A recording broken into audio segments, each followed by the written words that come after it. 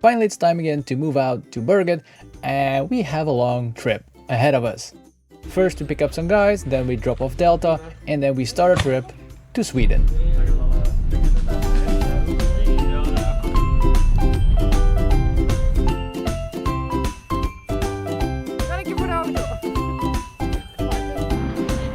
Oh, hey! Hey!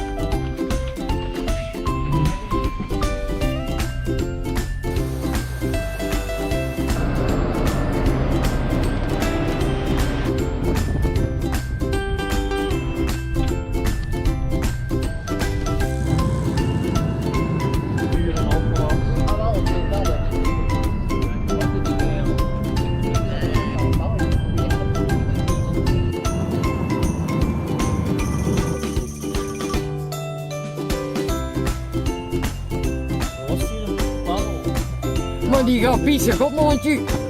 Dat is niet eerlijk, ik moet ook pissen.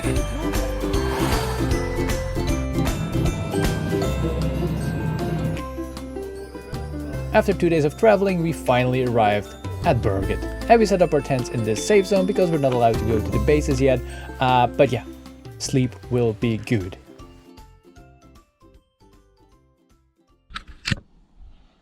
Six hours later, it is already getting so hot that we have to get out of our tents. Time to do the check-in and move out to our base to finally start building the base. And look at that. How beautiful is this?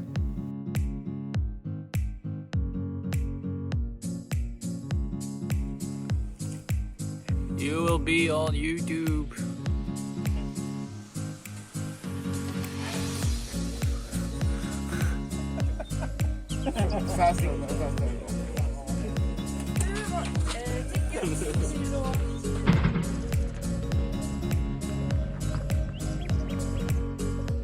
Building the base will be a bit different than other years because normally Berget already have all the big tents set up.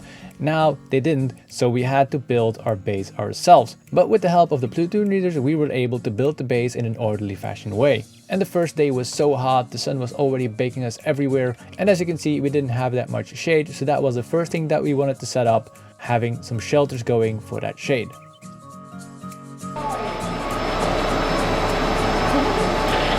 Yes, I'm domesticated.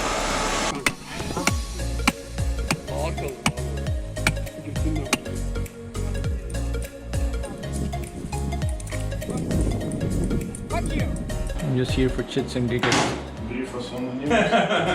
No, you be off first. Any issues? Yeah. I think we have 50% present now. Die middag kan 50% present now. Yeah.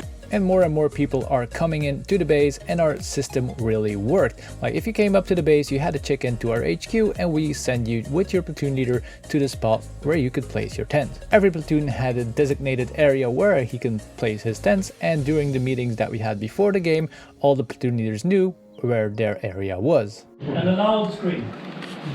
Ah! Louder. Louder, yeah. It works. Surprisingly, it works. Yeah, this is good. Somebody put it on 22. You can get closer to the map. We'll get a call on the stronghold. Esther. Esther. Whatever.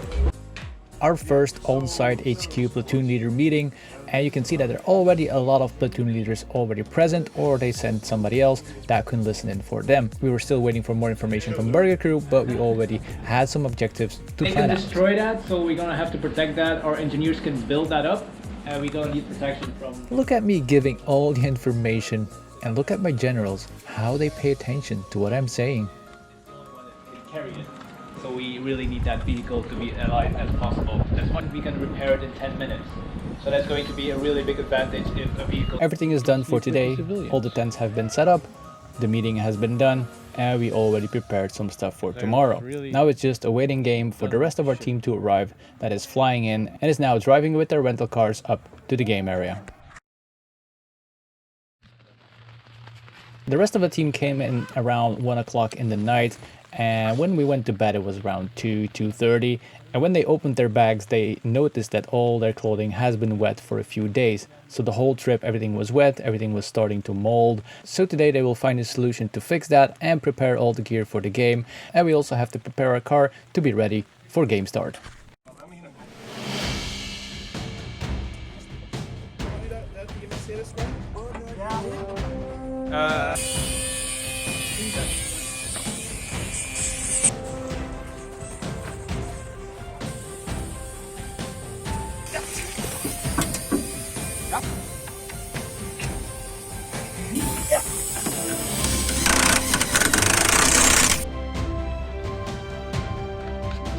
The whole day we are preparing all sorts of things. We prepare our gear, our guns, the car.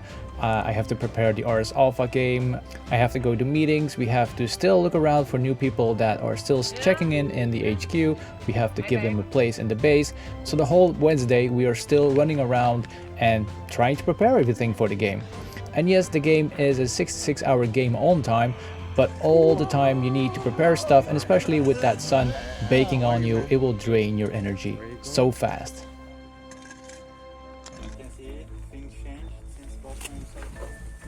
You have less hair. It looks like, you know. 6 o'clock and it's time for the final platoon leader meeting. Everybody's assembling in the HQ to receive our final orders for the first mission. We do this meeting at 6 because at 7 some people are already leaving the base for defensive positions around strategic points. I am VIP. Links.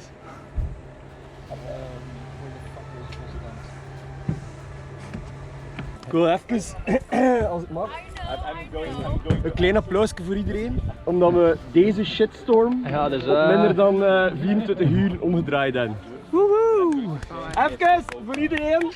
One of the squads that is getting out at around 7 is getting their last briefing, while we are still preparing the rest of our stuff. And it's really cool to see all the pieces falling together in that big puzzle at game start of Berget 2022. All the months of preparations, all the meetings, everything that we did led up to this moment, and we are ready to kick some ass.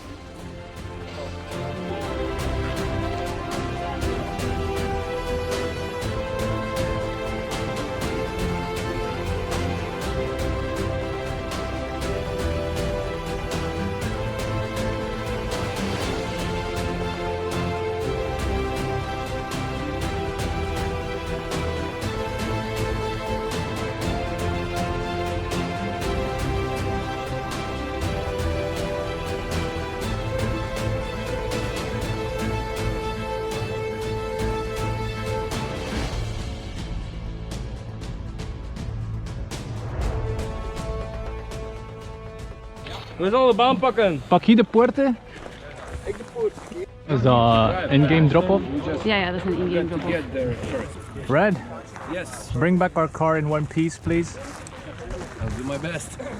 How many people are staying with the car? With the car. I'm driving away. Yes, but 100 yeah. meters. Do you give her any protection, or are you just gonna leave the girl hanging?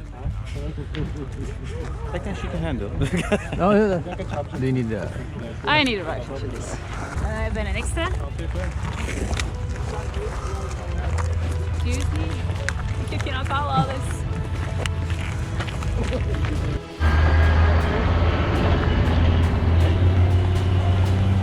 Okay. Zei ik er iets? Comcheck. Kunde hij ook gaan patrouilleren door? Langs de fence. Wat zei je? We do. Oh, 200 meters. Yeah, they have 200. We have 400. Oh, for fuck's sake. Yep. Yep. They were already at the fort. Peter! Of course, Vinny is outside without a gun. He has a pistol.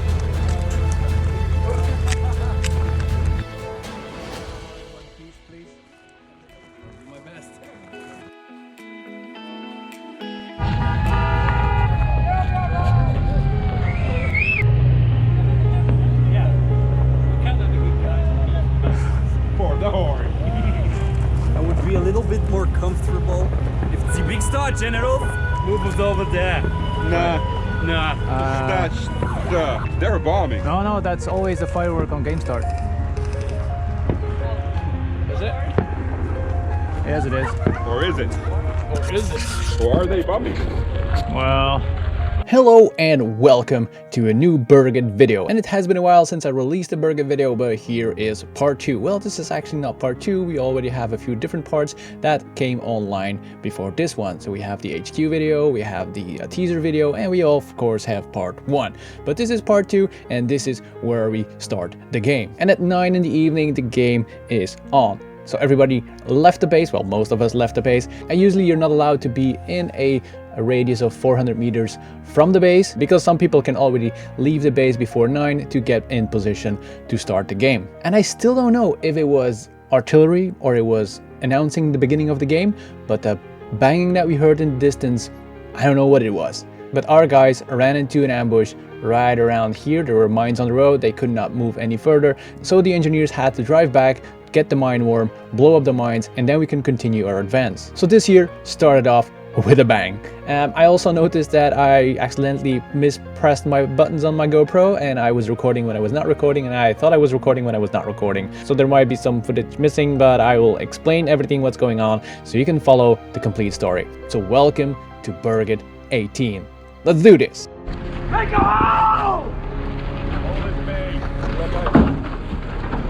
So yeah, this is some footage that I'm missing. Bismarck came into the gates, my engineers jumped in with the mine worm and they drove off as fast as possible to get to that point where the ambush was. verdeel ze gewoon over de ballen. 2 of my squad stayed behind to defend the base because we had contacts around the base that were trying to get in and try to take out HQ, I guess, or do some other damage. Yes. We are on our way to 14. 14. Yeah. What is 14? 14, the point 14 between the... It's not a point, it's the line number. Yeah, line number I think. 14, yeah. Yeah, there's no CP code No, 14. I know. 14 till 11. There's going to be Yeah. a line there. Nice. Guys, see you later on. Cheers. Have fun. Happy hunting. Okay, just kidding. Ja. Laat maar op, laat maar op. Forget everything I said about a slow start.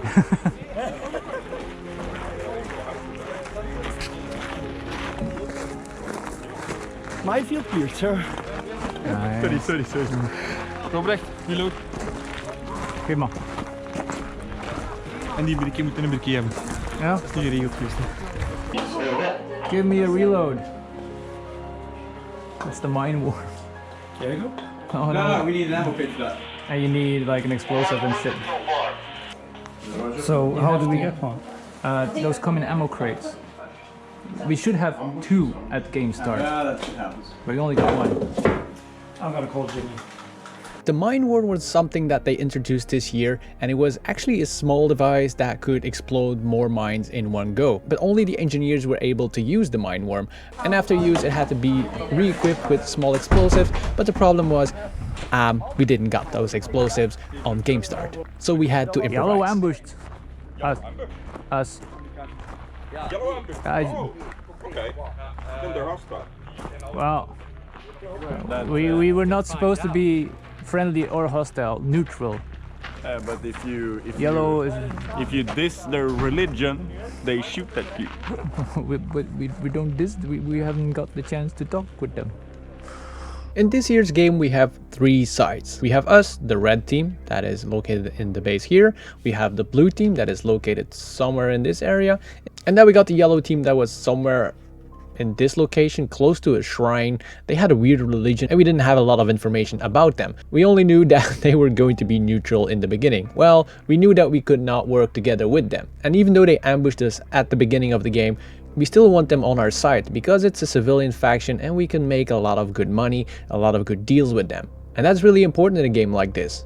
So instead of being neutral, we were really cautious when we encountered yellows in the field, but it was still not shoot on sight. But it was yellow that was attacking our base from different directions, and that also put up an ambush around here with mines and all other stuff.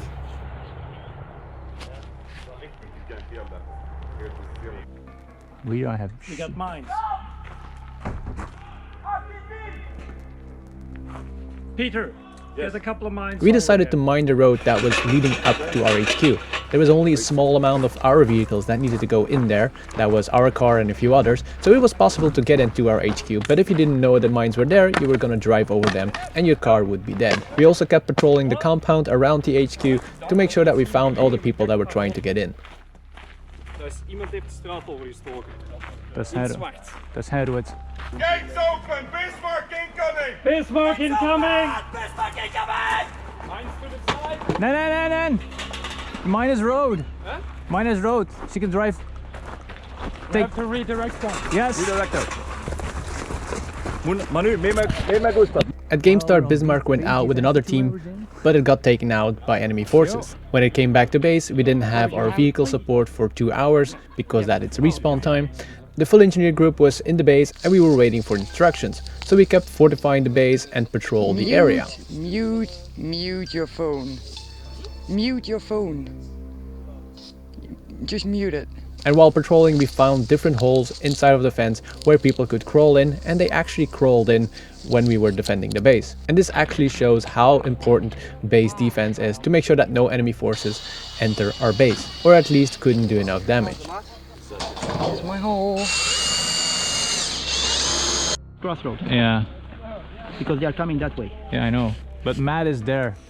So I don't think there is something in between Matt and the base. So yeah,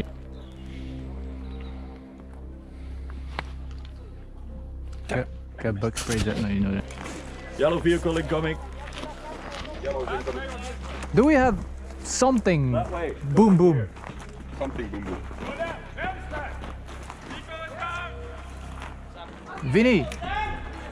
Get your vehicle gun. Protect him! Vehicle down!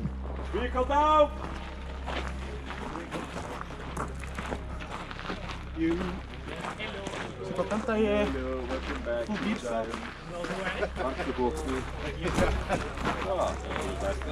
Ah! Vinnie. Ja. Ja, leg het op de tafel. Leg het op de tafel. Op de tafel? Ja. Is het zo erg dat de vijand hier al is of wat? We zijn er al, Als die weg is, is het veilig. we zijn er al een beetje overal gehad. Als je weer buiten moet, kom het maar halen. Hè, maar... You see them? We got yellows up here. Okay, you guys take that side. I'm not going to focus on that side. If you go away, let me know. If you move away from there, let me know. Are you securing this area? Yeah, we're securing the whole inner fence. Okay, oh, you can see the fence. Okay, sorry. Yeah, okay. This is the fence and there are no holes inside of the fence. So we did the whole perimeter around. Okay, we don't have to go there. Okay, Nah. we leave it to you guys. We behöver inte gå dit. De säkrar. De har redan koll. If it's needed, you will hear it. Sorry, we didn't know which No worries. of you were here. That's why we communicate. Ik heb die andere weer weggestuurd. Okay, top dat ze afkwamen wel. Ja. Die reageert op die geel. Ja. Ik heb iets alleszins. Red, I'm disappointed. Sorry? I'm disappointed. Well, he lasted longer than me. Our vehicle. Oh, yeah. She.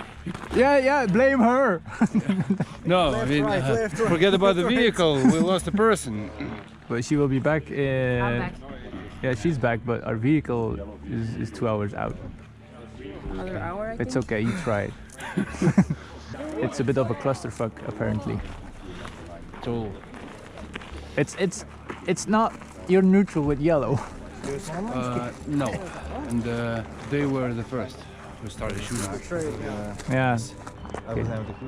Oké, dat hebben Mads. Dus de D en het dorp gaan aanvallen. En dan zien dat de D ook wel de rust Ja, maar is. ze zijn uitgestegen. Ze zijn uitgestegen en te voet aan het gaan. Want onze vehicle was uit. Oké. Dat vind ik wel nice dat... Ja, eet het man. Smakelijk. Ik vind het wel nice dat onze mechanized niet zoiets heeft van ik blijf bij mijn vehicle. Nee, fuck deze. Goed, eruit. Voet voort. Dat is wel nice.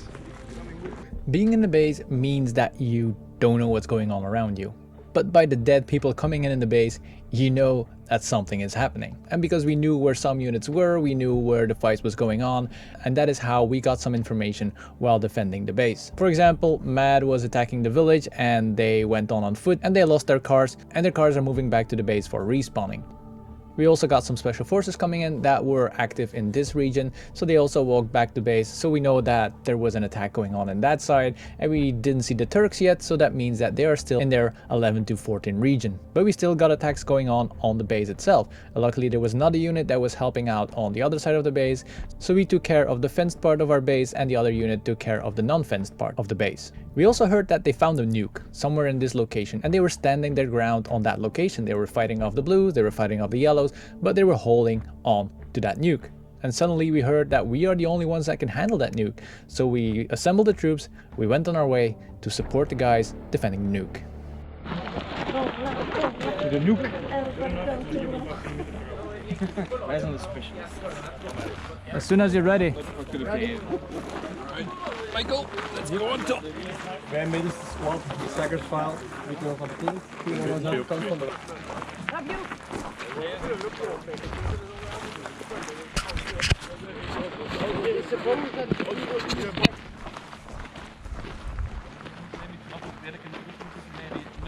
Doe zelfs nog wel meer afstand. To the crossroad. Yeah, we're also going to the crossroad. Yeah, front of the crossroad there is an objective. Yeah, the We are nuke. fighting there. Is that the nuke? Yeah. Oh, we take. We're the specialists to get to the nuke. Oh, okay. So you can join us. Yeah, if we you- join you until our team and then Yeah. we'll separate. Because everybody's going to that location. Yeah, perfect. Where are they? There's me. It's left. We are left. fighting here. Almost more than 1 hour. We find and then we take it over and then the blue team, yellow team. But that's over the crossroad, right? No, crossroad is here. Oh, we have to pass that. We must pass that, but it's always fighting and they are still fighting.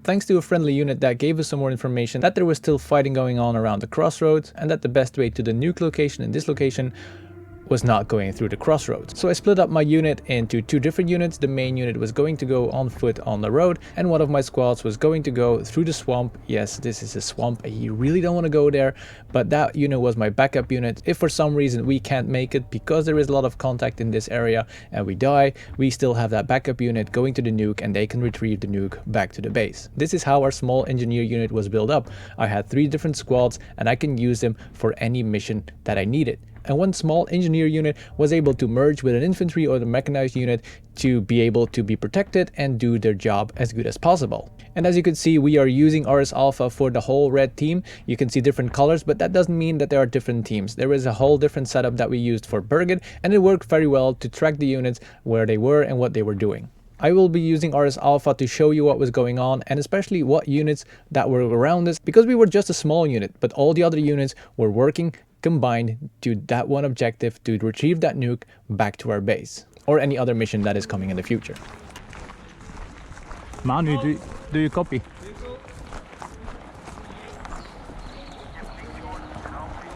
Okay. We gaan friendlies tegenkomen voor ons. How copy, over.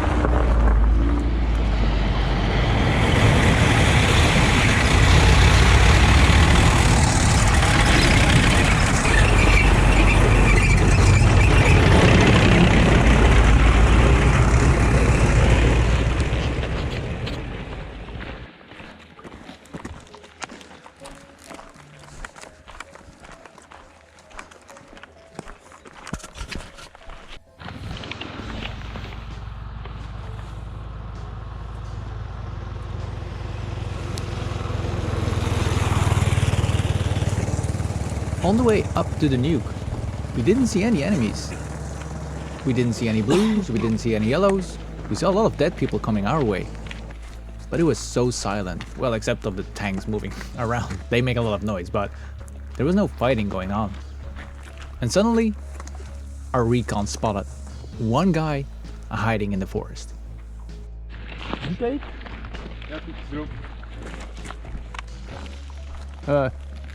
He's eating. Robin, check him out. Robin, fouilleer dan. Sam onderschot, vraag jij ervoor, ik nog. Ja. Robin, fouilleer dan. Our front took him out, we searched him, and we waited until his bleedout was up and he could respawn back into his base. We gaan double time met een spacing. Manu staat daar, je hebt teken gedaan. Ja.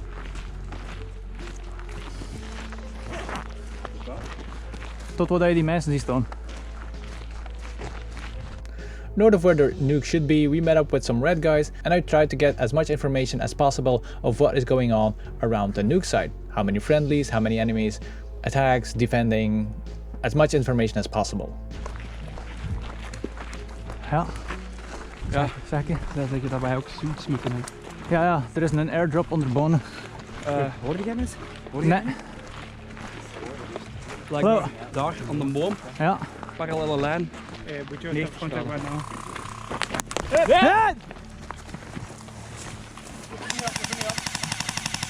Let's fire!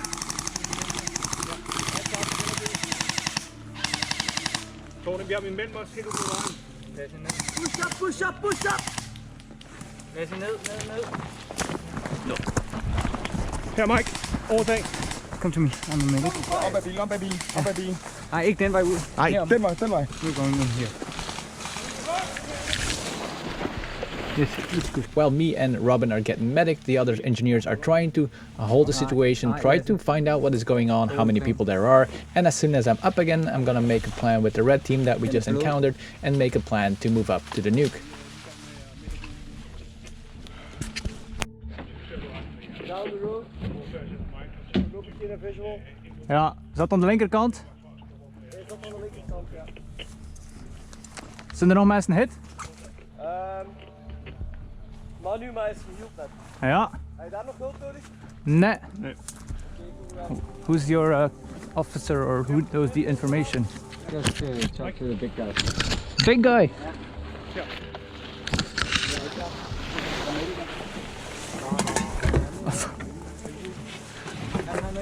Over there. Yo. Wat? Ben aan communiceren.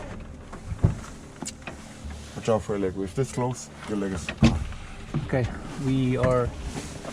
Listen up. Between us and the nuke, there's 1 or 2 bad guys.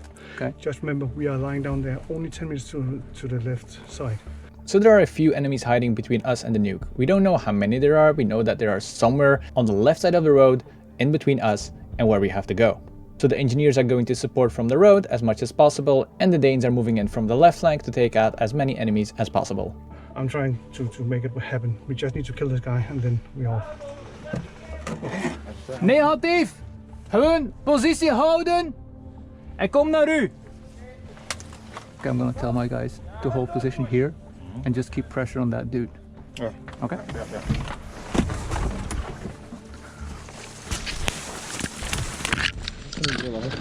Ja. Hun contact geven of hun suppressive fire op die locatie. Ja. De friendlies gaan rondtrekken aan de linkerkant. We er gewoon niet tot ze er weg gaan. Oké. Sam? Ja? Gewoon cover fire geven. Gewoon af en toe. Ze gaan Oh ja. holders en base team. Verstaat u mij?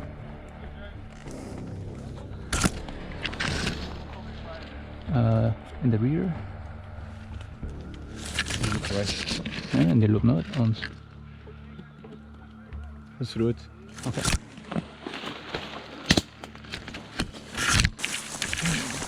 Die gasten die ons geheeld hebben, denken dat ze onder de nuke hebben.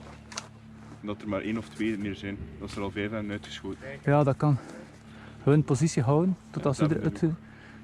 Volgens hun. Ace! Ja. Bismarck is onder baan naar hier. Ja. Stop them. We took out the enemies and we could proceed with our mission. Bismarck was respawned, and that was perfect to pick up the nuke once we had it in our possession. While Bismarck is driving up from the base, we are moving in by foot to make contact with the Reds that are guarding the nuke. Ik hou mee met Manu. Ja. Ja, bluff er een beetje van.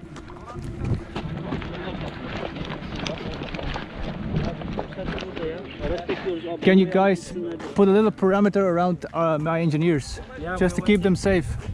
Thank you. Communication is very important, and apparently communication from Berget crew was not that good this year. To handle the nuke, there were different stories, like there were, okay, only engineers can touch it, we need suits for that, the suits are coming in by airdrop, the suits are on their way. It was a mess. Like nobody really knew what was going on. People were defending this for hours and we had no idea what to do with the nuke. It was just laying here and it felt like they were just holding us here to, I don't know, drag out the game for this evening. And that was really frustrating for a lot of people here because they were doing an amazing job on holding this place for hours and hours and we had no idea what to do and there was no information coming in. For example, my engineers were walking to the swamp and we actually had no idea if we were needed here. Some people said yes, some people said no. Hopefully we'll find out in a little bit and we can retrieve that nuke. Mani, do your thing. Who's commanding this bunch of people? That one. Yes. Hello there. Hello. Engineers. Great. But we have no idea what to do with it, actually. Great. Well, according to the Game Masters, we need hazmat suits, and they should be on the way. Yeah, and apparently us. Yeah. That's all we know. Do you have friendlies on that side? Yes. Yeah.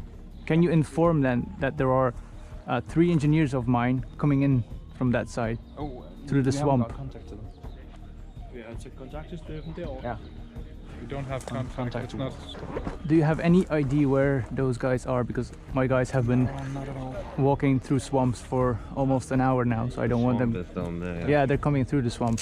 Okay. They were my backup but the engineers. Swamp is more like this way. Yeah, they were coming straight from and the. That's Stefan. Yeah. I can inform that guy over there. Our guy. Can you inform? Yeah. Yeah. Inform him. Stefan? Yeah, maybe.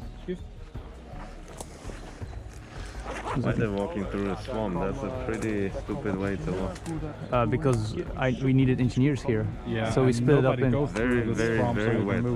Yeah, so we split up in 2 different groups. Actually, 3. Because I have wet feet after walking there. Like they're here. Okay, I'm gonna inform the other engineers.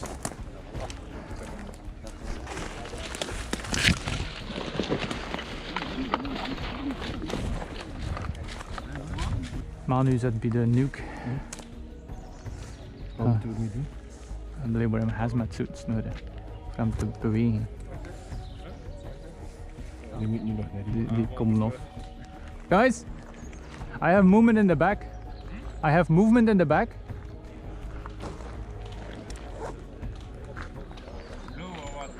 I have no idea. No idea. Het kan zijn dat er ook wat friendlies zijn, maar geen idee. Ja, links zit Fred. Die zei tegen ons 50 meter hier is het enemy. Wij volle aanval. Dus beweging is niet veel. Kruispunt? Wij zijn engineers. Ja. En dan?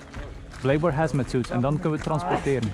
En dan moet je lopend met die dingen naar de bas. Voorzichtig.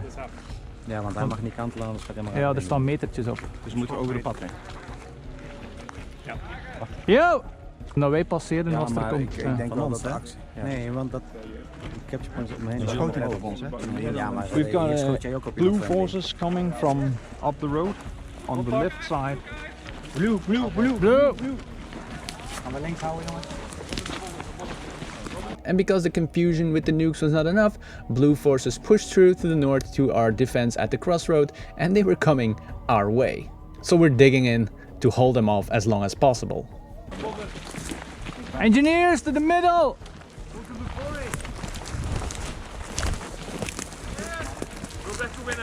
Ja. Ja. Left side. What?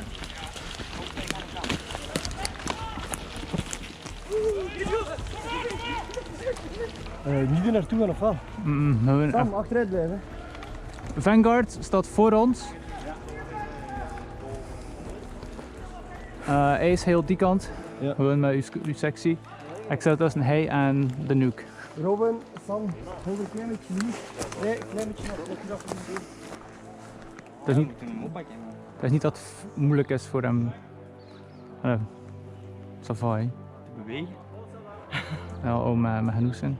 Als ik het een beetje kan afladen, is het vooral veel te bewegen. Heb je er al mee gespeeld? Bah. Ja, dat voertuig is onderbouwd naar hier. En wij in een BAFs. Right now we have enemy mechanized forces pushing from the north, and we have 1 BOVs or maybe 2 BOVs to destroy vehicles. We're trying to find a solution to secure the nuke as much as possible, and we just heard that yellow is hostile. And we're pretty damn close to the yellow base. Yellow is enemy! Yellow enemy!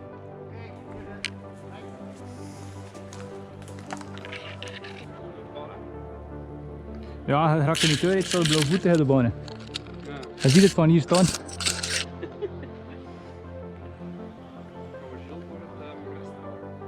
We mogen niet. We mogen niet. Wat hè? Hele armband? Watch out, you got yellows on the north side of the road. How copy? Was niet tegen iemand nu. 4!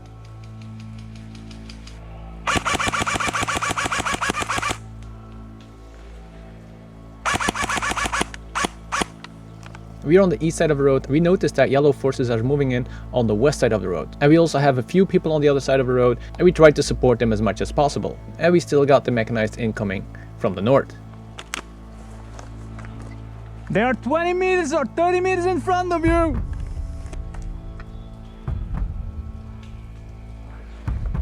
Something is shooting the car.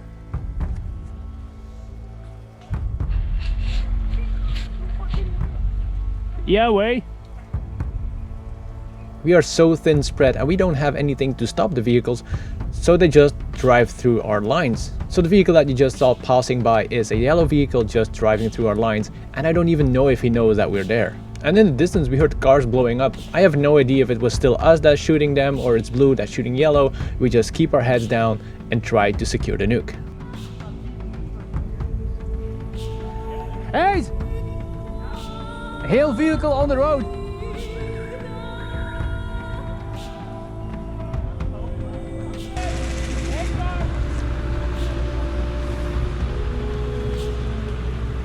There's the GM.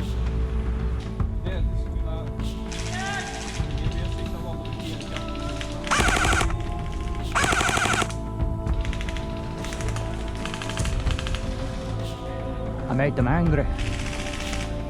Manu, kijk de naar de rear. Kijk de naar de rear. While we're still holding the nuke, Elisa and her squad are still moving up through the swamp and trying to get on the road. But suddenly they come in contact and they have to fight their way through. And it's getting darker and darker, and it's very difficult to see the armbands, so it's important to not shoot your friends.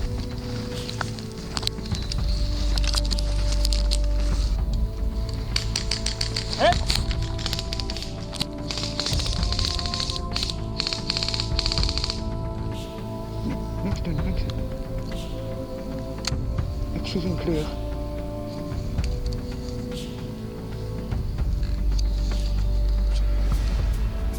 Nee, ze komen naar hier.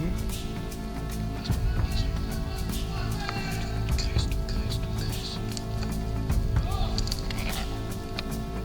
is goed.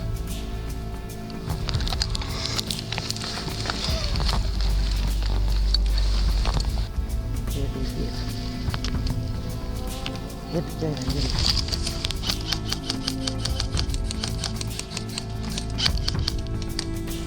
Nice. Very nice. That's red, right? Yes. Yeah. I'm already one. Oh, okay. I tried. But it's good.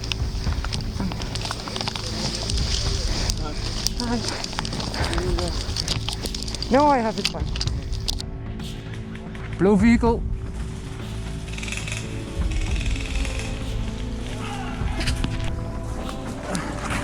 Blue vehicle on the road, turreted, level 3. We are running out of options. We have the yellows coming in from the south, we have the blue mechanized coming in from the north, And we noticed that something is still shooting the vehicle. So the only thing that I can do is try to make it angry, make it focus on me, so the people that are shooting the vehicles with the buffs can do their job.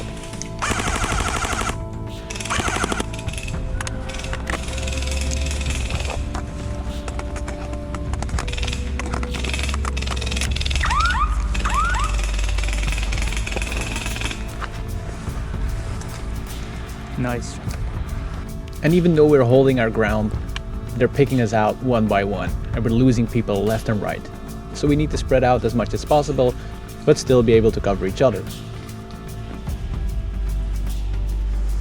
Heather, wat verder dat hoor. Spread out.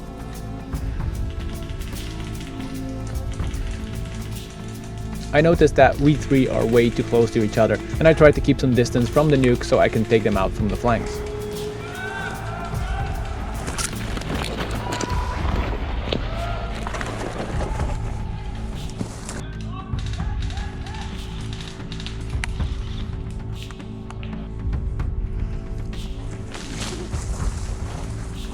And suddenly, I noticed there were more red people hiding inside of the bushes, doing their thing and trying to eliminate as much enemies as possible.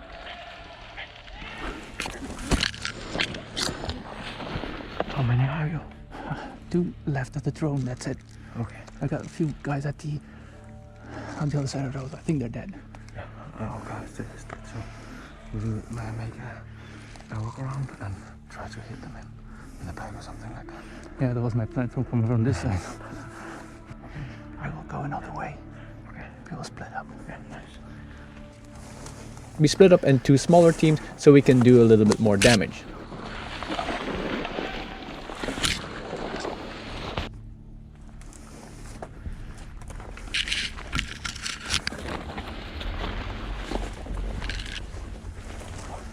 And in the distance you can still hear enemy cars dying, which is an amazing sound to hear when you're alone in the forest in the dark.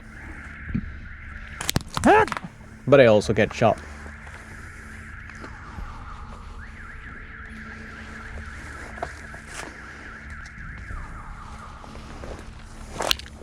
I moved up to the road to do some off-game filming to have some footage of the enemy groups moving in.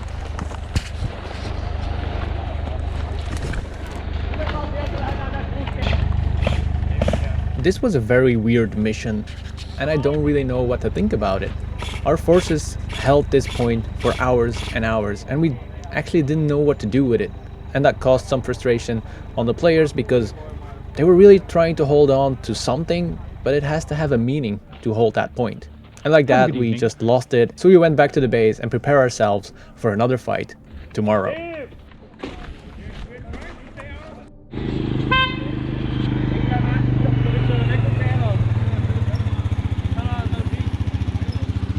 Good morning and welcome to part 3 of Berget 18. Crew is cleaning the toilets so we can have our morning business on a clean toilet. And yes, it has been a while, but I still have a lot of footage to go. It's 7 o'clock in the morning, and after a short night of sleep, we're ready for day 2. And after that first business of the day, it's time for the next one, and that is an HQ briefing to conclude what happened in the night and what will happen today. Oh, and last night the cults of Crow, they came into our base and planted some kind of a statue and did some weird praying. We don't have all the details yet, but I'm pretty sure they will follow very soon. Now, our first task of the day as engineers is getting up the vehicle repair station. Now, this thing can only be set up by us in a specific location, and it gives the possibility to respawn vehicles faster and also respawn them in the field. When taken out, we have to wait 6 hours for a new one, so it's a very strong thing, but it's also very vulnerable. And also because it's the first time we're playing with this, we kind of take it slow and we put it pretty close to our base, and then we will probably move it up later during the game. Now let's go to the map. And if you remember, the enemy base is around here and our base is around here. Last night we had to stop fighting because we basically all died around this area where we probably lost a nuke, but when we looked on the map the morning after, the nuke was still in this location. So the first forces that left our base, they were going to get that nuke. Now, when they were en route, we noticed that suddenly the map updated and the nuke was gone and it was in the enemy base.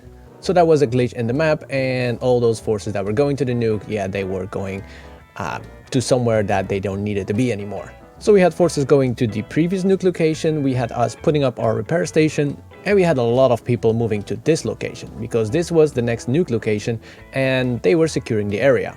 A lot of infantry and mech rolled out to that location, and when it was secured and they found the nuke, we would bring up Bismarck along the road up there and secure the nuke and bring it back to base. That was the plan. At this time we had no idea where the blue forces were, we didn't really get reports from contacts, so we would see what would happen. But first I had the chance to take out my drone and film the troops rolling out to that second nuke location.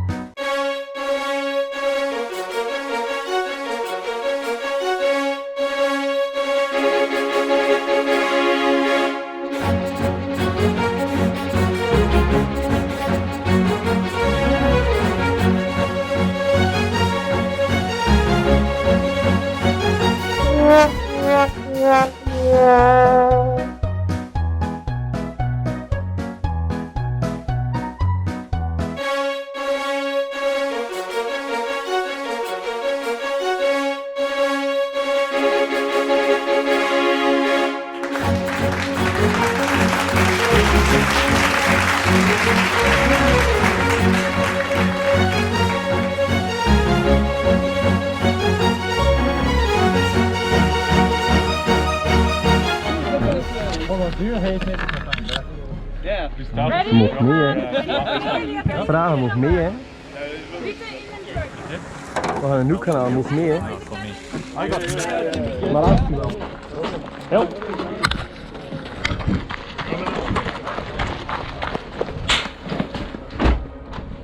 Because of the small engineer force that we had on Berget, that was around 13 people, I was going to stay in the base and 2 squads were going to roll out to pick up the nuke. The other squad was going to be on standby for if something else happens. And thanks to Ace, that reminded me that I could go with them in the field and have some fun by picking up the nuke with them. So I packed my things and I went with them. Now, and this is very interesting because this is where prep work comes in handy.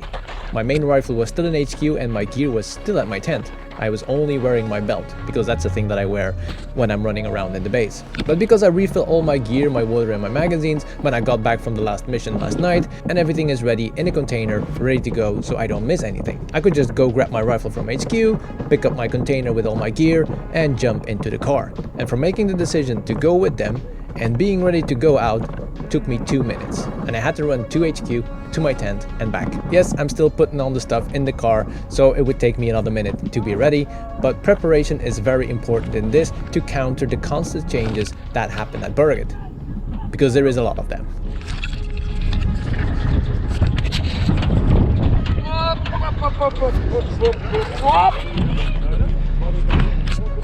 Do that. Go on. He's going south. Hè? Ja, het is Stian. Ik ga nog een beetje. But so it's natural game. You want to say my ass is big? No, just because of these mosquitoes. You know what that is? What? A Swanish? It's a sweaty anus. Ah. Bij mijn kanker gaan erop. Heb je er water mee? Ja. Just put it on the side so we can. Is this a hot dismount? It should not be. Should not. Famous last words.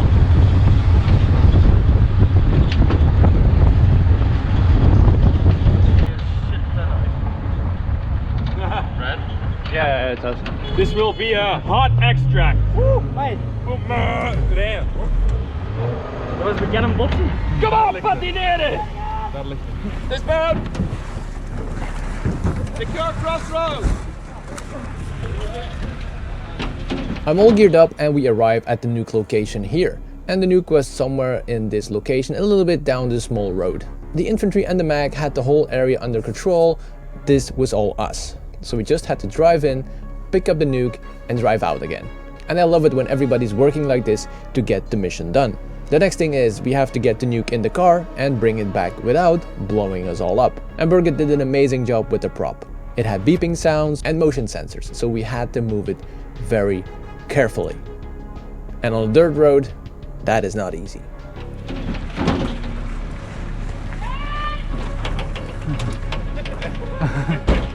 Easy to the Nuke. Go, go, go, go, go, come on!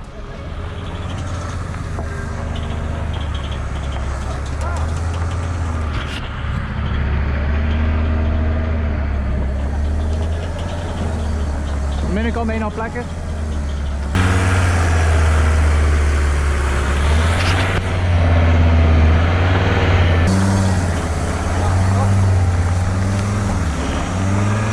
Millimeter! Stop! Alright. Only the hazmat suit can carry. Ja, het is veel te zwaar met twee. Probeer ik het met twee. Watch the meter. The meter. Wait. Well, let's put it on. It's quite heavy. Yeah. Move it slowly. You see the dancing thingies? Yeah. The horizontal bar. You keep an eye on the bars. Hij gaat er zo zijn. Nee, het is goed. Hij past er. Oh, niet er tegen, hè. Niet er tegen. Klein beetje terug. Ja. Ja, sta ik klaar! Ja, voorzichtig vooruit. Nee, ga jij uitstappen? Ja. Heel voorzichtig, gelijk openen. Heel zachtjes. Als wij rijden, dan moet dat snel afgedaan. Sowieso, hè. Put that bag underneath the wing. Niet zo rustig rijden. Ja, we put it on the front. Sorry. On the nose. Yo! Ja, wacht, ik heb vragen. Ja. Als wij gaan rijden, gaat dat snel sowieso afgaan. Ja, zo voorzichtig mogelijk Zo rijden. voorzichtig mogelijk rijden. Ik ga naar de ik stap op. Ik ga tegen u liggen. Ja, ja. Ga deze even toedoen, IJs? Kan je... Kom met die deuren, hè. Kom met die deuren, hè. Zacht toedoen. Zachtjes. Ja, we kunnen hun team in. Je kunt er nog onder ook zo, man. Als je been eronder stikt. Good job, guys. Mag. Trager. Farah, trager. Nee, hij is nog oké. Hij is nog altijd oké. We gaan infantry ernaast laten wandelen. Het zijn die diepe putten. Je moet oppassen met de diepe putten. Nu sterk, ja. Maar, Hoe kan met die meters? Ja. IJs, kan hij infantry er rond? We need infantry in the back and around the vehicle. Ja. dat is de enige truck die dat kan dan. Ja. And at this point we hit the limitation of our vehicle. Because this is not a 4x4 vehicle, this is a normal road vehicle. But because we were going so slow and we were going uphill and it was quite loaded, Farah had to play with the clutch to keep us moving at the walking speed of the infantry. Now, and that was too slow because we were burning our clutch. So we need to release the clutch completely and see what was going to happen with the meters and if the infantry was going to be able to follow us on that speed. Kun je zeggen aan Farah dat dit perfect is? De metertjes blijven perfect. Top. Oh! Gemak. Maar soms piept het ook, hè? Ja. Uit het niets. Was dat oké? Dat was oké. Ah shit. Wat hè? Duwen. Ah, push it! De deur! We niet. Farah, hij roept dat het lukt. Lukt het beter nu? Nee, ik moet mijn embrayage kunnen loslaten. Laat ze een keer los. Ik zal wel zeggen wanneer dat niet meer gaat. Ja. Ja, deze is goed. Ja, maar dat is wel de clutch. Ja.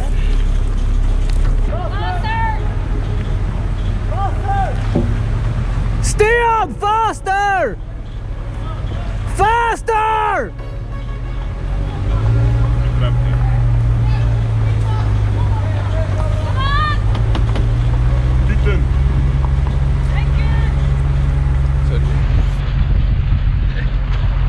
is open. No, it's air conditioned. Okay. I understand. But because we were going faster and faster, because we had to release the clutch, we were losing more and more infantry cover. But luckily, we got close to our base and the Nuke was almost home.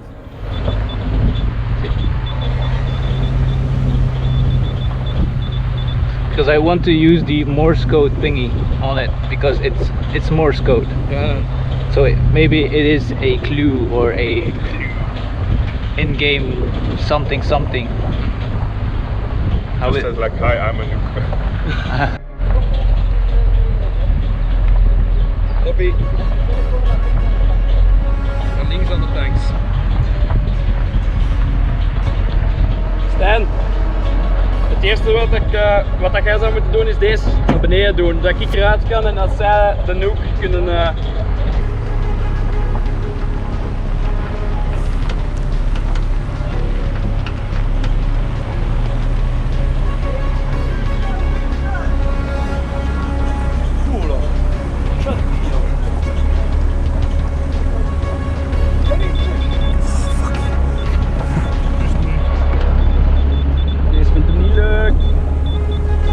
Anders is het goed hier, hè? Oké, goed. Ja. Oké. Deze. Lekker aan.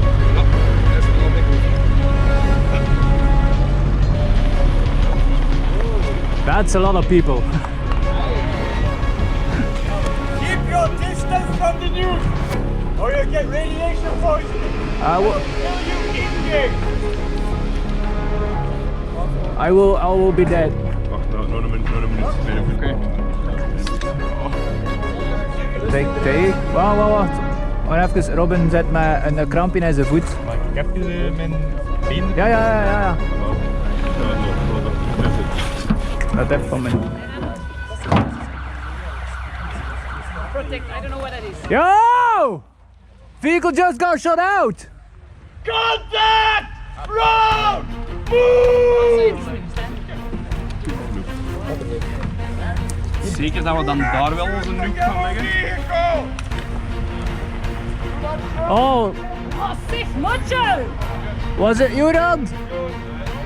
No, it's yellow. Don't shoot yellow. Yeah, but don't let them come close either. Yellow, protect the car! I need a screen here, guys! Okay? Just keep those yellow guys away from here, please. Thank you. Not waving. Huh? I'm not waving anymore. Sorry, how much is this?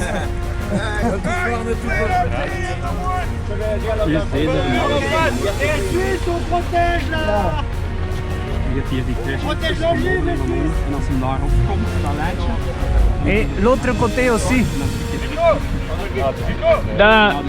Because they have been coming from that side. Hoe is het met de kramp? Al veel beter.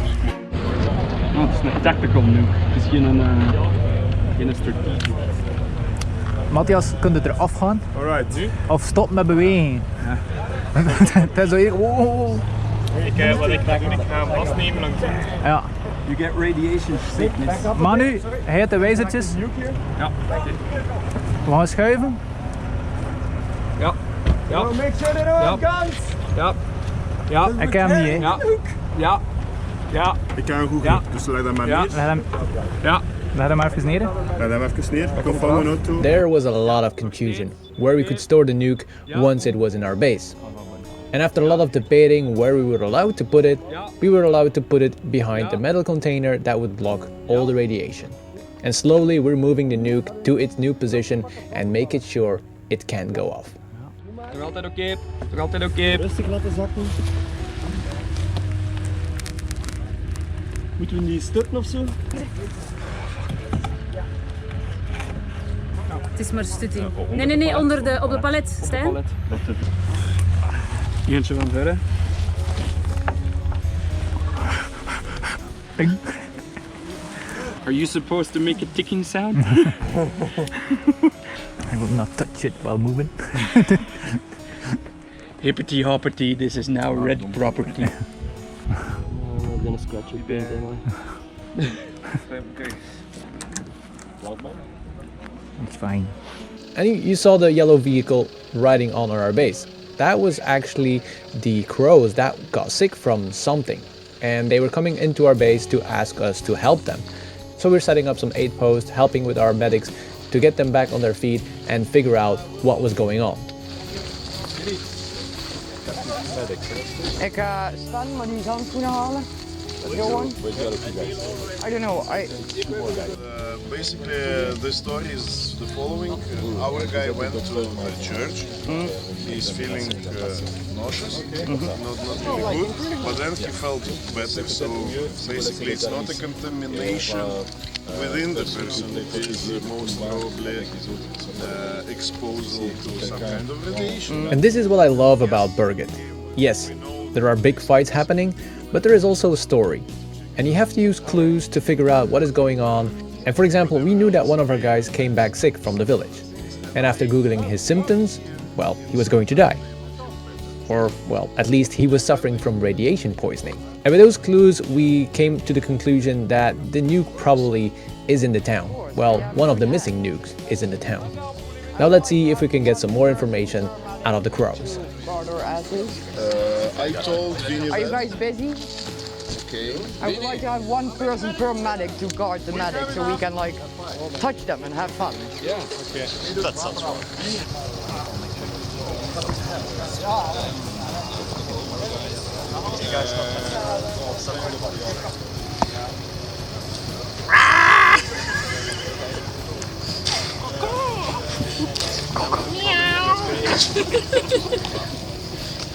He says it's cold inside because of those atoms.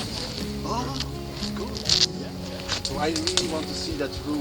It's cold and we can bless the thing that it still works. I don't mind. But, although there is no snow. Because of the cross.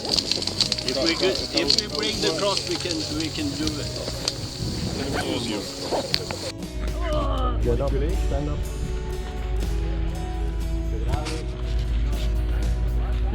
Ja, ziet het? Dan is dat zo'n rugleuningsje. Dat is geen stafelijk.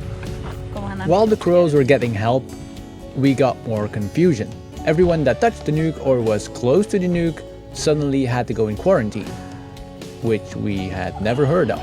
So we had to stay closer to the nuke in a quarantine zone, and yeah, we made it ourselves pretty comfortable because this could take a while. And another tip for you, if you get the chance to get some rest, get some rest. Eat something, drink something, so you're ready to go out again as soon as you're allowed to. Because right now, we were not going anywhere. Back again.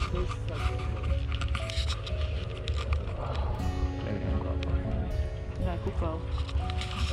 Mogen we dat binnen een uurtje doen? If you have a dog, you need to let it out as well.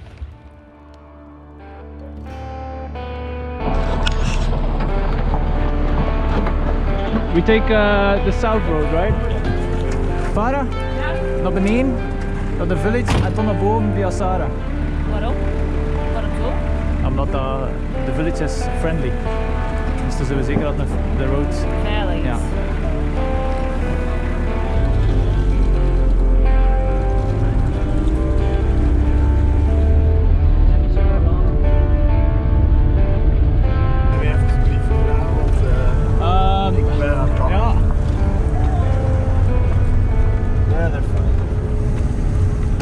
Hello and welcome to a new Berget video. Sorry for the wait, I know it took a while, but here I am with a new video.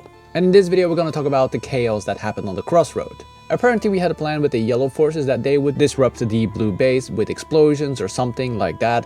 We didn't know really what they were going to do, but we wanted to get that nuke out of the enemy base. So we took a lot of forces out of our base, we drove the road that we knew that was safe up the Crossroads.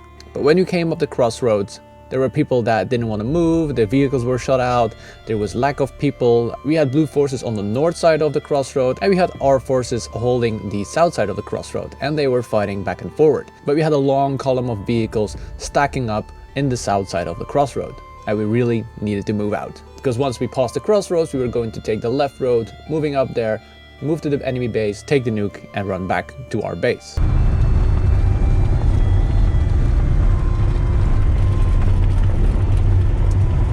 Get ready to dismount. Stay, hold. Can you close the door? Thank you. Good luck. Ready to dismount. Dismount. No rush, no rush. Dank u, vader. Ace, ik ga even gaan communiceren. Ja. Anybody that knows what's going on? Votre commandant. There is a fire. Yes. Blue fire. Here. They were also just inside. Yes, blue. Okay, blue. We have problem to cross the road. 84s. Do you have medics? Do you need medics? We have medics. One medic. Okay. Two medics. Okay, that's fine. We are the engineers. We have to transport the nuke. No engineers. No, we are engineers. Ah, okay. Nous, We are engineers. Ja, nous on les ingénieurs. Non, les spécial, ingénieurs spécial pour les bombes, pour les nucléaires. We need to do crossfire. Yeah. Do your thing. We will be behind you. Do you need information? Yes. I will say first. I don't have the guys here. Me and two snipers. I'm one of the commanders. The group is over there. Yeah. Okay. Enemies, 5-6 guys here. Yeah. 10 guys over there. Yeah, we got them in our rear also. The rear as well. Yeah, they took CP4. Okay. All right, small recap because that was a lot of information.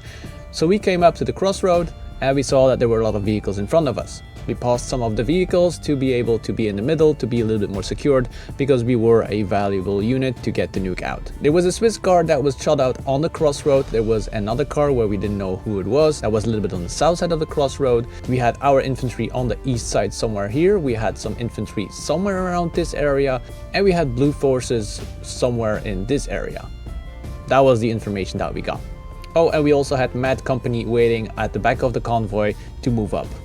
Oh, and I almost forgot, blue forces took CP4, so they are coming in our rear too. You want that car move up? I want them to go down 50 meters. With the car? This is pathetic. Because we have lots of cars here. Yeah, okay. You know what I mean? Yeah. We need to fill. Yeah. Yes, but we are going to push up because we have a lot of cars there that are ready to move up. Is it this guy? Yeah, they're all waiting for you to move. So just move up. But we can't. Yes, you can. You will have a lot of people. Okay, can you say for the man? I don't know. We don't know this man. Yeah. We have 50 friendly on the right side going that way. No, with the engineers to carry the nuke out. Oh, fuck. Do you want to go first? We are sending a group going from here to the side of the blues, but do you have something else? Matt is taking over the lead. Do you know if enemy? Oh, it's friendly, good. Just move up! Where's the driver? Let's go! V2! What? I'm talking French. What do you want to say? Car down left. À la gauche. Qui est le chauffeur de cette véhicule? So are we going to pass them? Yeah, pass. On the left? Or On the left. Straight. Enemy. Yeah, we just need to pass it, otherwise they're gonna shoot us out one by one. Where's the driver? I don't know. I want to make like to say with my car, but where is the driver? You're the driver. Okay. Go back. Because you're blocking the whole. No use to bring more vehicles to get hit. If they get hit and they are destroyed. Yes, but if they're. You have your guys moving in? You control the vehicles, okay? All the vehicles are under your command. Yeah. Okay. You do the infantry, okay? Yep. Everything that is here, your guys. Okay. Move them around like this. Yep. You're moving up your guys on the left? Yeah, they're going on the left. And them. Yeah, they're going there. Nobody can go in the middle, you die. They're already moving in there. Excellent. They're crossing the road there, you know? Yep, it's 10 minutes repair on. Okay.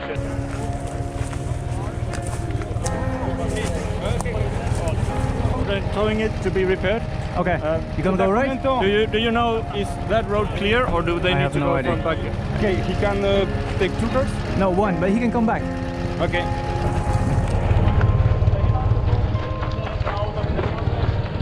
They're gonna tow the 2 cars that are blocking the road now. We got left flank pushing up, a right flank pushing up. We got a towing vehicle moving up to tow to the repair station and bring it back. What are your orders at the moment? What are you doing? We are the engineers. You are the sappers? Yeah. Okay, yeah.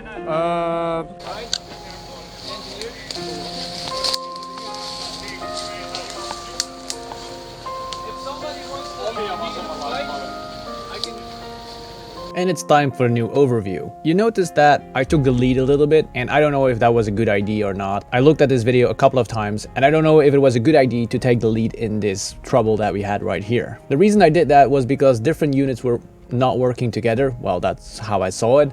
And they were not communicating with each other. I was basically communicating between them, so everybody knew what the other person was doing. So to sum up, we still had enemy forces in CP4, we still had enemy forces on the north side of the crossroad. So you saw one car of the Swiss moving up to the crossroad, that one got shut out because the blue forces has 84 shooting on the crossroad and the road that we're coming to. And those 84s can shoot a pretty long way, even in the daylight. Mad Company was moving forces on our left flank, crossing the road and trying to take out the 84s that were shooting the road. And then there were some other infantry guys that were moving on our right flank and trying to do the same thing to take out this cluster of people shooting our cars. We stopped moving up the cars one by one because they're gonna be shot out anyway. So what we did, we took the motorcycle and we towed the vehicles that were damaged on the crossroad and drove them back to the base. We had no idea if that road was secure, but we had to try it anyway. And during that time, the engineers were still hiding in a small little spot, trying not to get shot. One group already went there, and they're going to like flank from there. Infantry. Yeah, and they are going to like go through. We have a fucking tank. Are you staying here? You going? Is that road on the safe road? Is there mines or no? Nobody knows. It's only road I know there are no mines. Okay, because they are gonna go in those cars. Okay. Enemy commander is northeast of the crossroads. Ace. Yeah, we kind of want him. We're gonna get if we catch him, that's gonna be another can I We're search gonna steal him? his Again. No, don't steal. We got friendlies on the left, we got friendlies on the right. Okay. And the tank is just staying there for now. It's alive, but it cannot do. No, it's okay, it's moving. We got friendlies everywhere, so watch out. Following the big truck and splitting up the squad, so I want some spacing in between, so we don't get caught up all the same. So, you want on me? Just kill such people. Yep. Wineworm. Ja. Mineworm me. Ja, pak hem maar mee. You're not going to put this. Me, but now you're whining. No, sorry. Yes, I need to ventilate a little bit. Well, you're totally right. I'm stop bitching now. If anyone dismounted. Yes, one dismount on the right. We're gonna move on the roads with the car, right? Yeah. You stay on the right side. Prenez le droite et le Fins. Mika. They will take the right side of the forest. I can't. All my guys is maybe 200 meters before the blues camp. You got guys on this side? Friendlies, 15-20 guys, 50-60 meters up, clear. Okay, we're gonna move so up. What you need to do now, you just focus. Yeah, you take the right side. No problem. Fins, you take the left side of the forest here. Huh? You take the left side, push up in the forest. Okay, yeah. But we have friendlies. Have you seen the blue armband? No, but they didn't answer. Red and they shot back. Yeah, but don't put them here. Yes, it's because we were the only medic. And the guy got hit. So I see. So the best thing is, because if the enemy comes, you know... Yeah, we're moving now. We're moving now. Okay, do that then. Perfect. How far? We're gonna move up to the enemy base. Enemy base, all right.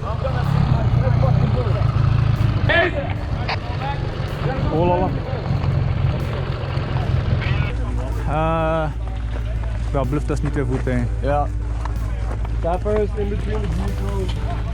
There's a huge enemy contact. They are coming this way. We're gonna bug out. Huh? We're gonna bug out here, right? Yeah, but we need to watch the rear as well then. Are you taking the rear? I can. You guys also have the rear vehicles, right? I can ask the Swiss. Yeah, they are almost fixed. Yeah. The rear. Yeah, Swiss the rear. is rear. Swiss is rear. Okay. Our forces managed to circle around and destroy the enemy forces that were located on the north side of the crossroad, and we managed to take control over the crossroad. The Finns towed the destroyed cars back to our base, so they were ready for repairing, and we're ready to move up to the west side to continue our trip to the enemy base. Now the Finns were taking our left flank in the forest, and another unit took the right flank and was already moving up closer to the enemy base. The Swiss had a line in the forest closer to the enemy base. They were holding forces here, and we heard there was a big group of blue forces coming in from the north side to the crossroads. So there was a lot of stuff moving at the same time. And the most difficult part of this was that we don't have a lot of communication going. We used voice. We didn't have any radio communications. Once one group left in the forest, we basically lost them. Tu as avec le Suisse, tu as le fin de convoi.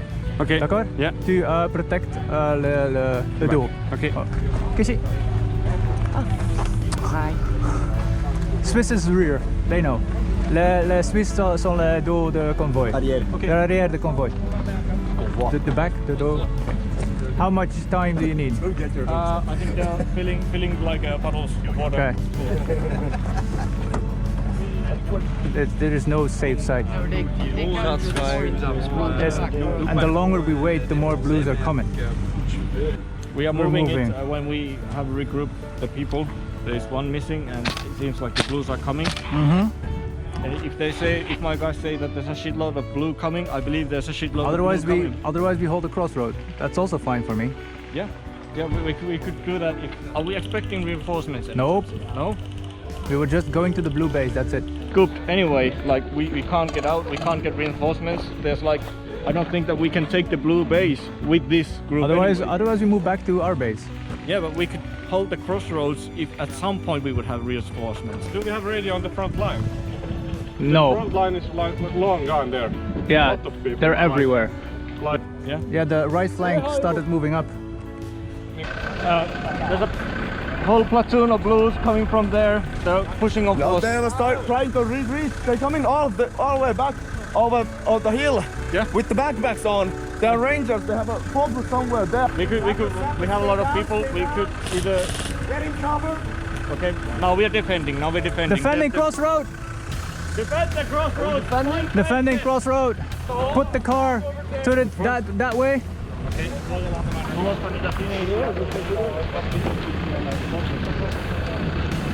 You need a medic? No, I need a better team. That's what we need. Jävla retard! You got. Tre fordon! Three vehicles just opened fire on us. Sorry, I didn't mean to take it out of you. I'm just fucking pissed. Yeah, fucking idiot.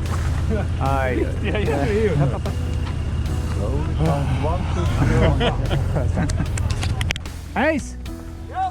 Maak u klaar voor terug te trekken voor dat basis te gaan. Ja. Get ready to be RTB. Victor!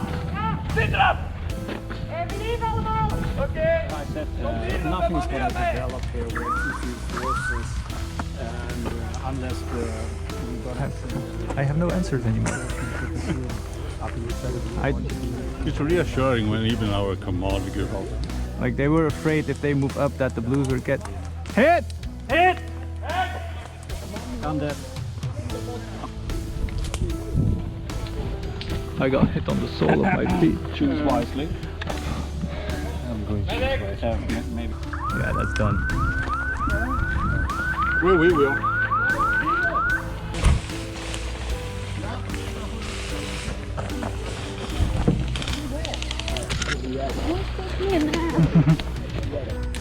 That was actually a good nap. We had such a big force.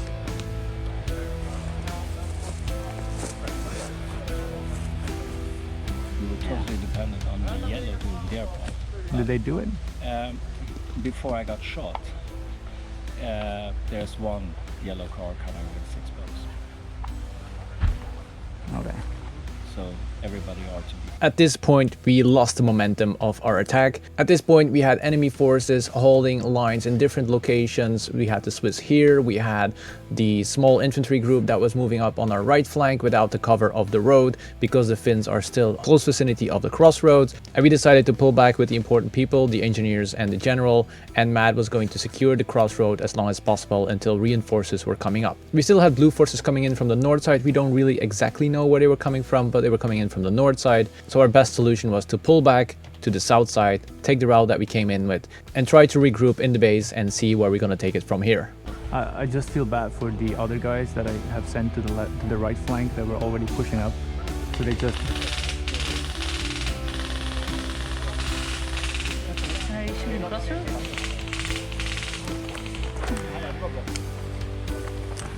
So I would say extract the officers. That would be...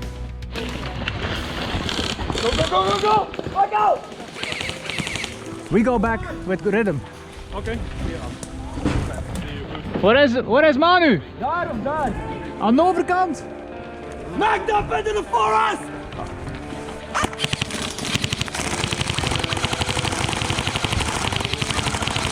On fire!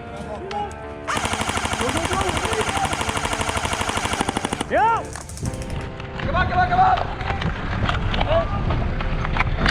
Do a head count! Ik heb mijn... Hey, dit is wat volledig! Een squat hier! Doe maar, doe maar. Oké. Go, go, go!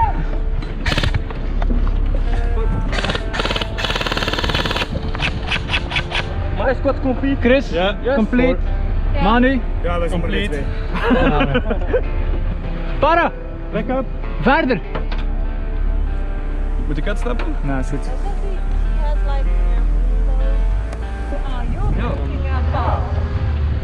Yo! Oh! De handen zijn er nog niet, hè? Iets meer. Had daar een video brede plaats, dan pak het snelste stuk van Hey, I guess there's no blue here. Wat is er niet? Die gaat. So you can see the tires. Yeah, but the gearbox just sucks. Ja.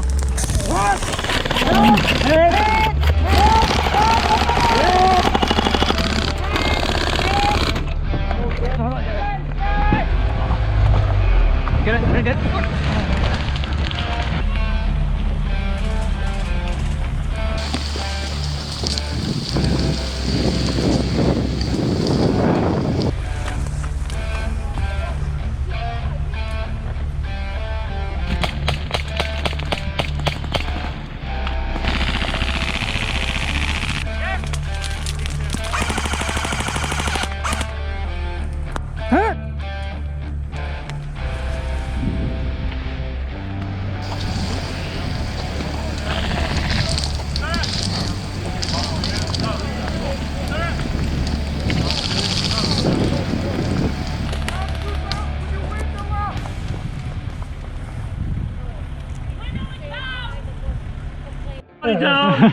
Down.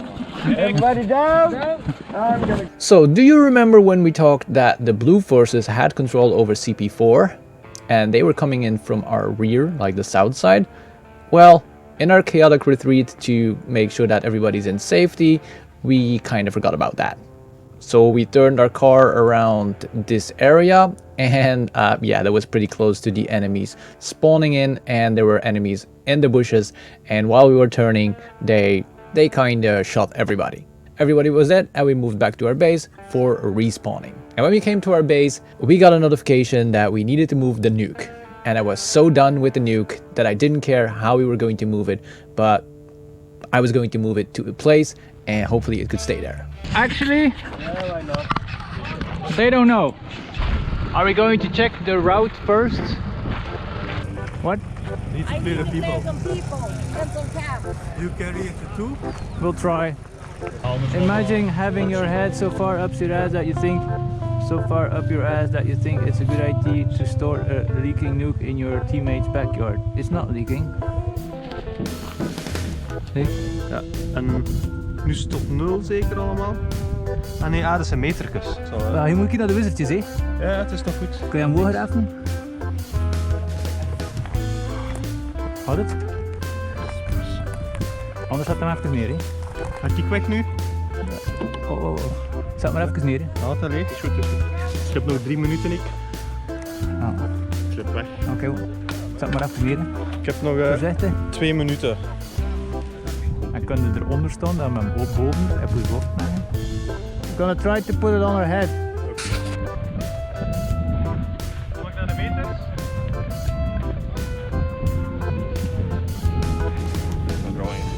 Är den det? Ja, jag kollade på hemma. Tänkte han är längre än mig så att det kan vara... Nej, men du filmar ovanifrån.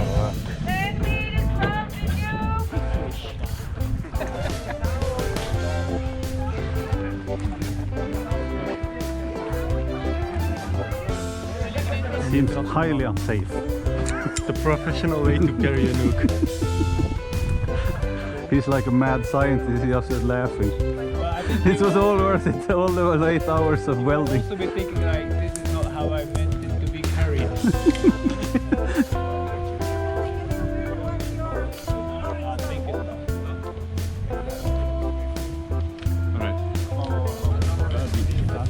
Det skulle jag vara 4 stycken i buren med ströpptoppar.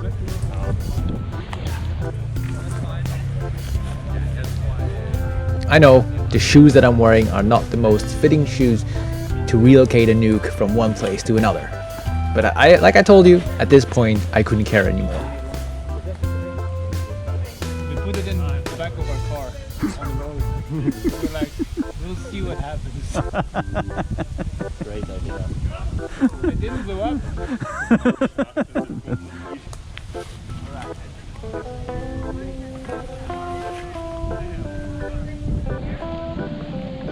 That's a lot of movement.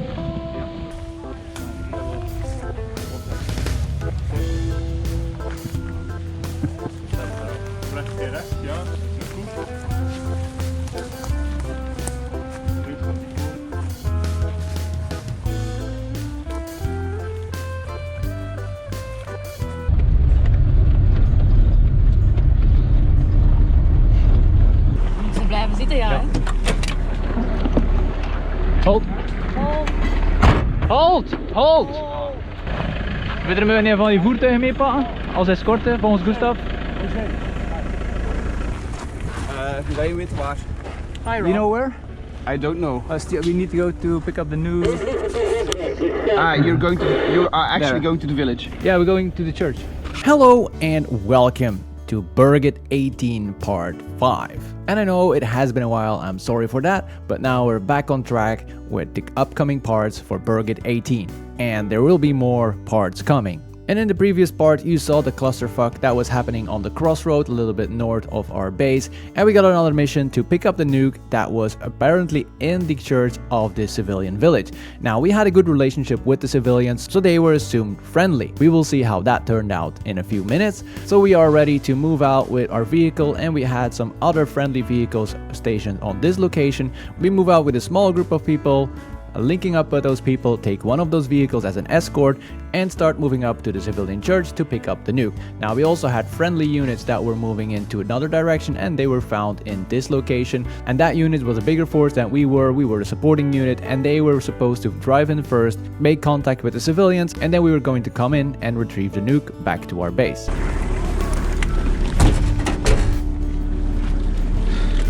Shit out of it. Left! Left. And what's supposed to be should be a easy pickup mission, go into the civilians, be friendly with them, pick up the nuke, put it in our car, drive it back to base, and that would be the end of the mission. But apparently the yellow team, the LARP faction, civilian faction, they had another plan with us coming to their base. And they were waiting in an ambush with, well, a lot of people. They had their AT weapon ready to destroy all our vehicles that were coming in. And not only that, our support unit that was going to go in first apparently took the wrong turn, or something went wrong and they came in behind us. So we came in with our small little element into an ambush that was made ready for us. And luckily I got some footage from the other side that was waiting for us, and thanks to the Absolute unit for lending me that footage to incorporate it in this video. Oh, we see yellow on the road from our perspective, and at this point, for us, they are still friendly. Well, for a few seconds until they start shooting at us.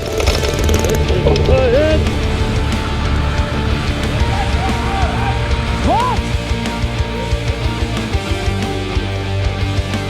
Talk to me! Who's up? Who's up? At this point we have no idea what's going on. We have yellows coming in from different directions. We have a frontal unit that is holding us back. We have mines on the road. Our vehicles are getting shot out by AT weapons. We don't have any friendly units in the area except our 2 vehicles. And we have our friendlies getting hit everywhere.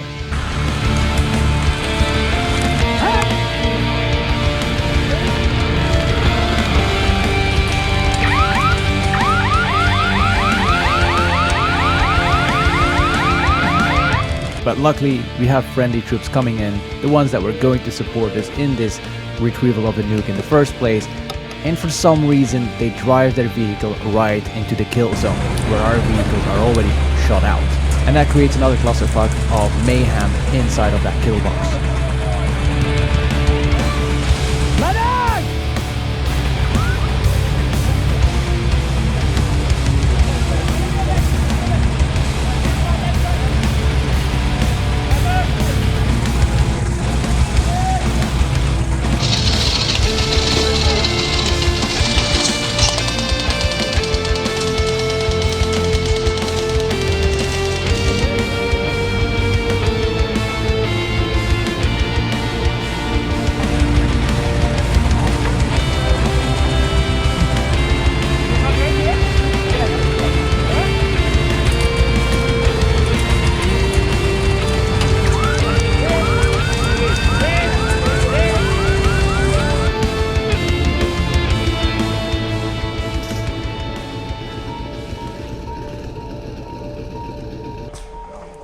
I thought we were friends. I thought so too, and then we started shooting at each other. We didn't shoot you. Nah, but we shot you. Yes. Maybe not. But let's not get bogged down in the grammar here. Make it better. Just give it some water. We'll forgive you. I mean, we were working so hard at diplomacy all day and now we're ordered to kill everyone, so I don't know what's going on really. So we came to the conclusion that nobody really knew what was going on. Like, we were ordered to get the nuke, we were friendly. Yellow thought that we were friendly, and suddenly they were ordered to shoot at us. So we did not even make it to the church. That was our objective, because this was the kill zone where all our vehicles got stuck. Now on the way up, we got shot in this location, and we thought that was blue people, so we just rushed it on, and we were going to tell the yellow people that, well, the blue people are coming in for the attack. Well, apparently it was not blue people, it was yellow people sitting in this location, and yellow people that put up a roadblock here and made a kill zone in this area, and they had forces on both sides of the roads ready to go in. They also had another element on the other side of the road because they didn't know which side they were going to take to grab the nuke. So all red forces, they died. Yellow was still clueless of what happened, and we went back to base and we were going to figure out what actually happened with the diplomacy.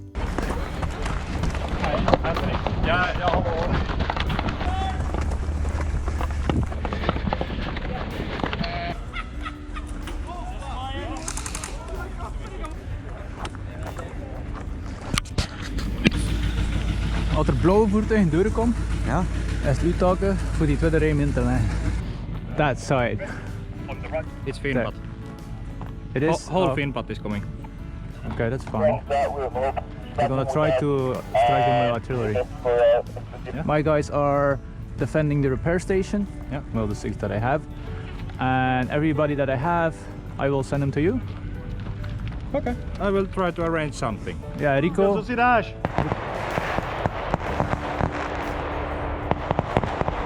is it the artillery? Can you ask for artillery? I don't know. That was our artillery? No. There is no more repair station. One dude that is standing there somewhere with a headset, and he's also manning up people around the base. We have tons of people at the FAD. Okay. Friendlies, enemies? No, friendlies. Okay. Guarding it. So when we came at base, there was almost no time to explain what was going on because our base was under attack. We had tanks on the north side, and I don't really know if they were still alive or if they were shot out. My task was to put up a minefield close to our base on the north side of the road. And we are managing our defense inside of the base because we have information that a large group of blue players is trying to get in on our west side. because our fuel and ammo depot is located on this location, and that is critical to keep our vehicles alive. And while we were making a plan, suddenly we heard a big explosion on this side, and at that point I didn't know if it was enemy or friendly artillery, but after some back and forward I realized that it was hitting the blue force that were coming in on our west side. All in all, a lot of chaos in the base defense. I placed 2 rows of mines so they're not driving in directly from this side. Alright. Okay, the repair station is out. No, it's not. It's Yeah. here. It got bombed. No, that was our artillery. Victor was wrong. And this is something that happened quite often during Berget 18. There was miscommunication, things happened that didn't really make sense, and we had to try to figure out what was going on and try to fix it as good as possible. Is our repair station now destroyed or not? Oh. So the repair station is a very important thing, and we really took care where we placed it, and for some reason Game Masters really want to destroy our repair station. So I was not happy with the situation.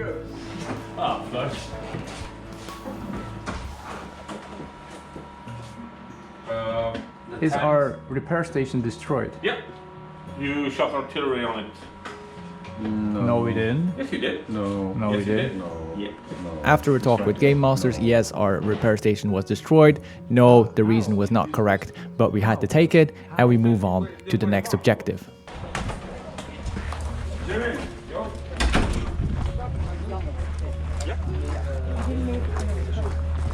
I kind of missed that. It's destroyed. Yep. With our own artillery. Huh? We shot our artillery too close to our repair station. Oh. So now we have to wait 6 hours? 4. 6? It changed? 4. It's 6. I asked him, it was 4.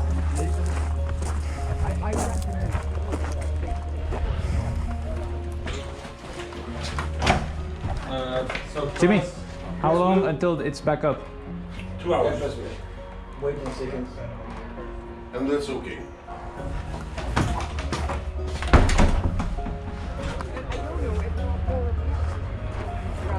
Two! 2 hours? I didn't. 5 minutes ago, it was 4. Okay, go in again, maybe it's 1 hour now. What happened was that our repair station was on this side close to our base. Apparently on the Berget map, the repair station was somewhere on this location, which was marked in the wrong location on the Berget map. We had a big blue force coming in from this side, so our HQ decided to put artillery on this side, which destroyed our repair station according to Berget. Now they knew that our repair station was not in that location, but they destroyed it anyway. And according to the rules, the respawn time of our repair station was 6 hours. If somebody else asked it, it was suddenly 4 hours. When I asked it again, it was 2 hours. And I do understand Berget is a balanced game, which means that there is no winner, no loser in the whole picture of Berget. And Berget tries to balance the sides out to have an amazing fight, an amazing experience for all players. And sometimes they make a mistake and do it in the wrong way. But there was not much time to complain or to worry because we still had a big force of blue players coming in on our west side. Are you guys alive? Yes. Okay, we got a lot of people incoming to our FAD. Okay. I'm real tired. I'm thinking about staying here, but can you just like park it in here and use it as a tower? Yes, of course. Yes. Where do you want it? Somewhere in the middle. Down where the wedding was. Yeah. Acne, you can do it, boy.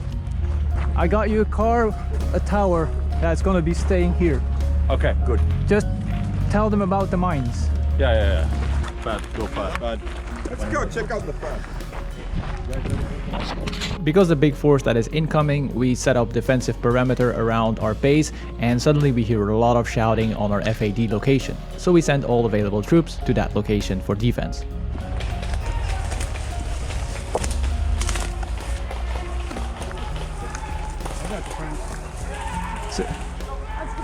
Is dat blauw links? Links, rechts, we zijn volledig noordwest flank aan het Oké, zorg dat je jullie lijn hebt. Ja, we hebben nu de lijnen zo Heb jij die de lijnen? Ik probeer die zo moeilijk te houden. I got Sam left flank, Ace right flank. Copy. Support them as much as possible. Yeah. I'll try to send as much people to you as possible. Communication in base attacks is usually not working, so you need to run around, talk to people, explain what is going on, where the people are flanking, where they go around, because it is a bunch of people that are not linked together. They don't have any communication tools except their own voice. So that's why I'm running back, try to find more people and steer them in the correct direction. Guys, if you go down, search for Sam or Ace. The blue is all around, and we are now pushing out like this. Tu es prêt pour petite action? Oui, quand? Il a beaucoup de bleus arrivés comme ça, et they try to take out our fad. And while I am looking for more people to send to the FAD for defense, Lisa has set up a medical point where medics are working on the wounded. Does anybody need a medic? The reason that we do that is to keep our medics safe from the front line, and the other players bring the wounded back to the medical point where the wounded get healed and sent back to the front line for more defense. 40 seconds. My name's Roman, I'm going to be your doctor tonight. Do it, boys, just try to push the line out.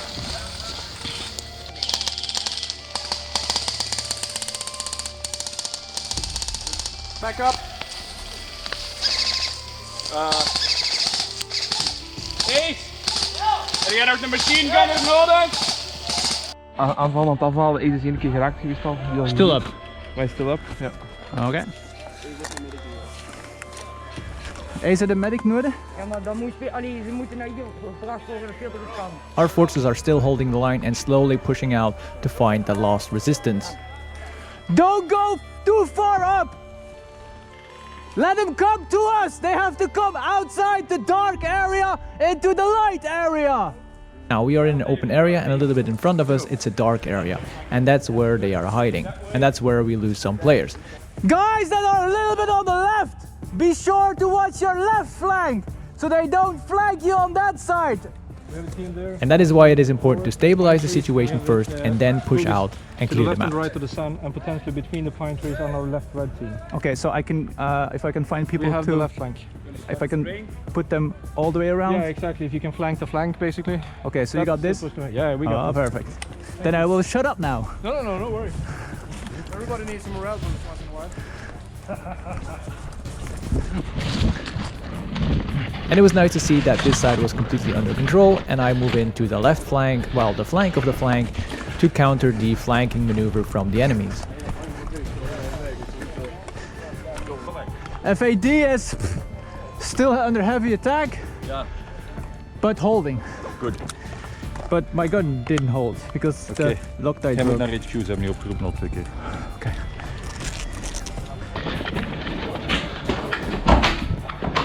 You need me? Yeah, we can put up the repair station.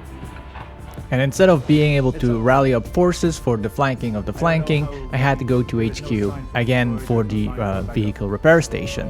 Again, misunderstanding, miscommunication from crew where we can place the repair station. We had placed it next to the road because that is what the rules stated, but apparently we followed the wrong rules and we had to move it on the road, but we were able to put a tarp over it to cover it. A lot of miscommunication again. We fixed it and we were back on the defensive. It's 5-minute works to just put it on the road, but I'm not going to risk my guys now to push over the road to repair something that we don't need. Yeah. Okay. They're taking care of the fob. Yeah. Thank you. At this point, I was a little bit annoyed with how everything was going with the repair station. It was an important piece of equipment for our team, and I had to constantly change the rules, update the rules, and all the engineer people were defending the FAD on the other side of the base. So at this point, I just ran up on the road, hoping that there was no enemies around, and I just dragged the repair station out of the ditch, moved it on the road, problem solved.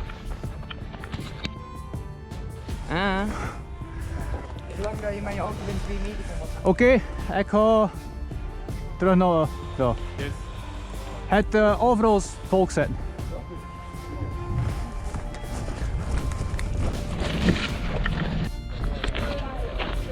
Defense under control, situation under control, attack repelled, and we can finally breathe again and take a rest.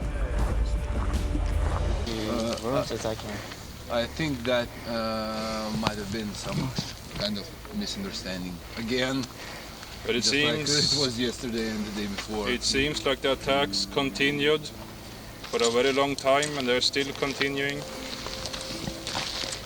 Well, there are no signs that you guys stop shooting at us, so our forces have no orders to stop shooting at you. Okay, we can discuss this thing, what to do next. The main thing is that somewhere in your village you have something that we really need. And you're welcome to come and discuss this with our elders. There is no need for hostility or violence. And it was only a short rest, because suddenly there were yellow people at our front gate. And they want to talk about what happened previously with the ambush, and basically they want to become friends again. And this is a cool part about Berget. There's a whole storyline that has been provided by Berget, and it's up to the players to fill in that storyline the best way possible. There is a LARP section which create missions together with Berget to provide an awesome game for both sides. Anyway, we know you got it. If we have such a thing, you are welcome to discuss this with our elders. Laudate omnes gentes.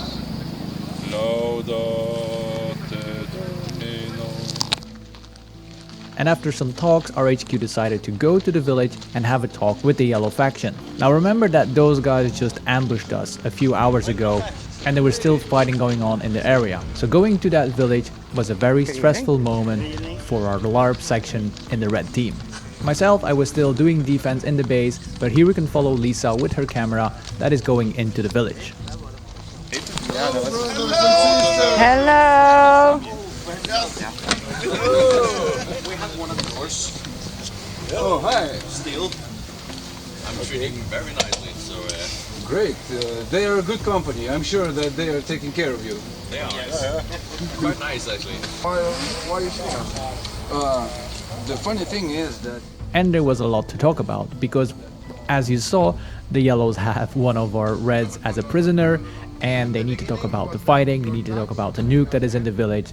So there's going to be a lot of discussions, a lot of talks about different topics in the yellow base. Now, I am not going to show the whole conversation that happened in the yellow base, but I'm going to give a small summary at the end of this snippet of the video. You have two reasons to give it to us. The first... What you say? Yes. Do you know where your car is? What is your car? Sorry? What is your car? What is our car? Yeah. It's down the road. Okay, you can take a drive back. I don't give you somewhere. Sorry. Why is that? Because it's ours. Just around the road, that's it? Yeah, but do not make anybody nervous. No. Yeah, Okay. just Yep, so good. we came to talk. Yep, okay, good. Okay. What? Red is dead. Red, ceasefire! Red, do not fucking shoot! You stay here? Yeah, I'm You here. staying here? I suggest I'm not shooting. fucking stand. Exactly, yeah? So just stay. I'm not going to Kindly. shoot. Don't worry. Yeah. And suddenly, hell broke loose. There was shooting. You have to remember that this is a hostile situation. Those two parties are not friends. They want to figure out a solution, but they're not friends. And there's a big red team that is roaming around in this field that doesn't always know what is happening in the village. So sometimes there are contacts and they need to figure out how to resolve the situation without being shot themselves.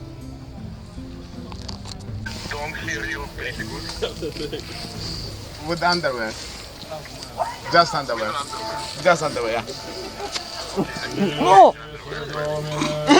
Yeah, absolutely, yeah. Okay. So I send back your guys to you now. With all the underwear. I use 2 days. This was a weird phone call. They wanted an apology, and somebody had to be almost naked dancing around something. I know there is a video out there about this situation, but it's not in this video. But let's continue the talks. Alright, okay. Okay. Move out of the way! What are you doing? So a lot of things got discussed on the meetings. And while our people are getting back to the base, they get attacked by blue. And here, red and yellow join forces to repel the attack, figure out what is going on, and defend the village. Oh yeah! Now we're back. Welcome back! Hey! What's the plan? Blue attack. It's blue. Yeah. See, it's not red, it's blue. Finally, yeah. They arrived.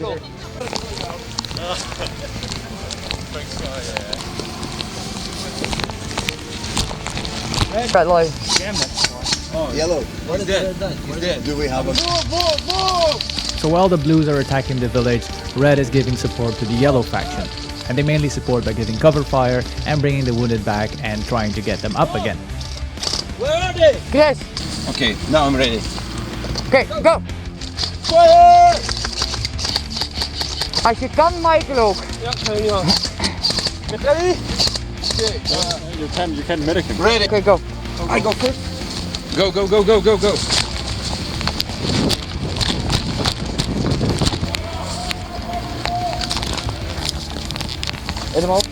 And while the attack was repelled, blue forces suddenly wanted to talk to the yellow people. Now this created a quite awkward situation, because here now all three parties are assembled in the middle of the village.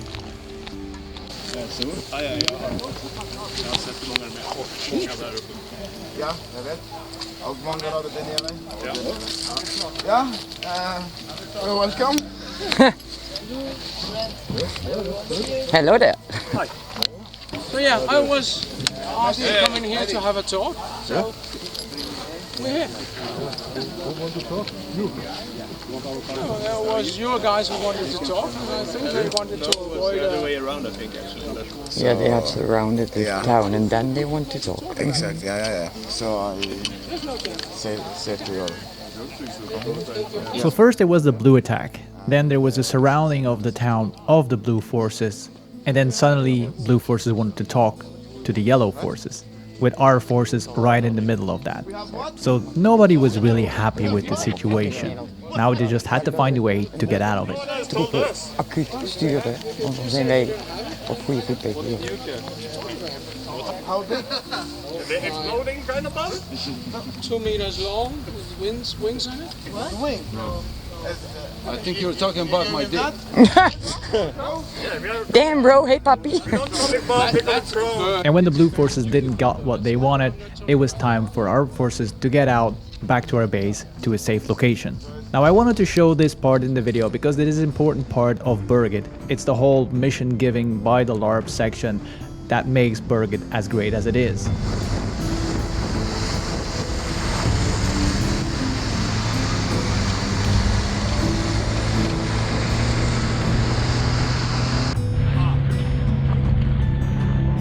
It's off game. It's off game. It's dead. Dead. Off game vehicle. Does it look bad? And while Lisa and the rest of the crew was doing LARP stuff in the village, we still had base attacks. We had still people coming in trying to get into our HQ, and we had to put up defense the whole evening, the whole night. Sometimes it was a vehicle, sometimes it was just people trying to find a way in there, but we were constantly on standby. And that is what you do if you are sitting around in the base. You have your rifle close, because there can be an attack any second. Another thing that I really like about Berget is that your base is attackable, so you don't really have a nice calm moment when you're in the base, except between 3 and 9 when the bases are off game. Hugo, you need medics? At least 6 guys KIA. Your guys, their guys. Their guys. Okay. Our guys, we need medics. You need medics? Yep. Okay. Medics! The medic is there. The medic is running. Good. Thank you. Medic? Are there medics here? Okay, thank you. Is anybody checking the other side? You guys should be ready if they try to do a maneuver. I did that. Perfect. Because I would say us. I was coming to say that to you. Yeah. And this is amazing. You can see all the tired faces. People are worn out from a Thursday, because a Thursday is a very difficult day, because Wednesday ends very late. People get up really early to get into the fight again, and then we are now like around 11, 12 in the evening, in the night, and people are worn out from getting out all day. And this is only halfway into Berget. But it is important to keep communicating with as many people as possible so everybody knows what is going on and where we have defense forces. It's the same one as yesterday. No, it's a Swede. It's a Swede. Do you know how we recognize as Swiss riders? No. And once we capture people, we interrogate them, we try to find as much information as possible that the person has on him, and that will come in handy in the future attacks that we need to repel or do.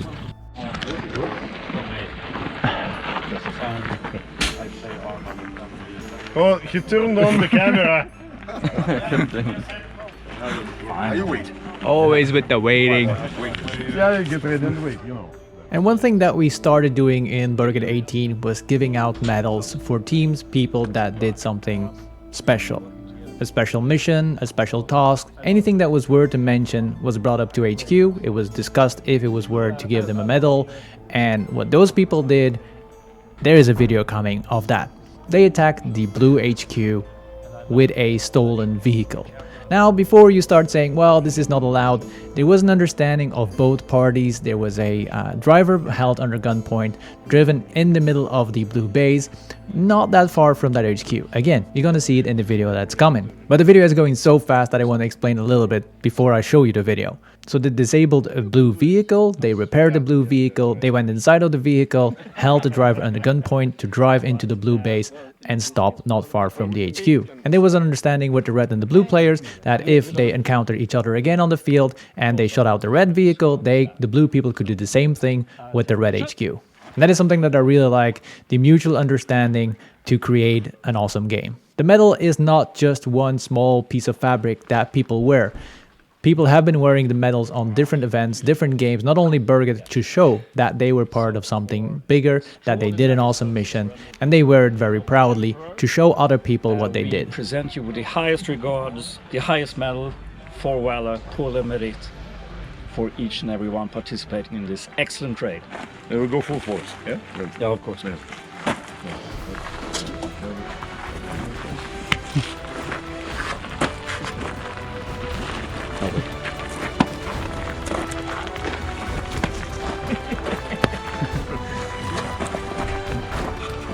The second one.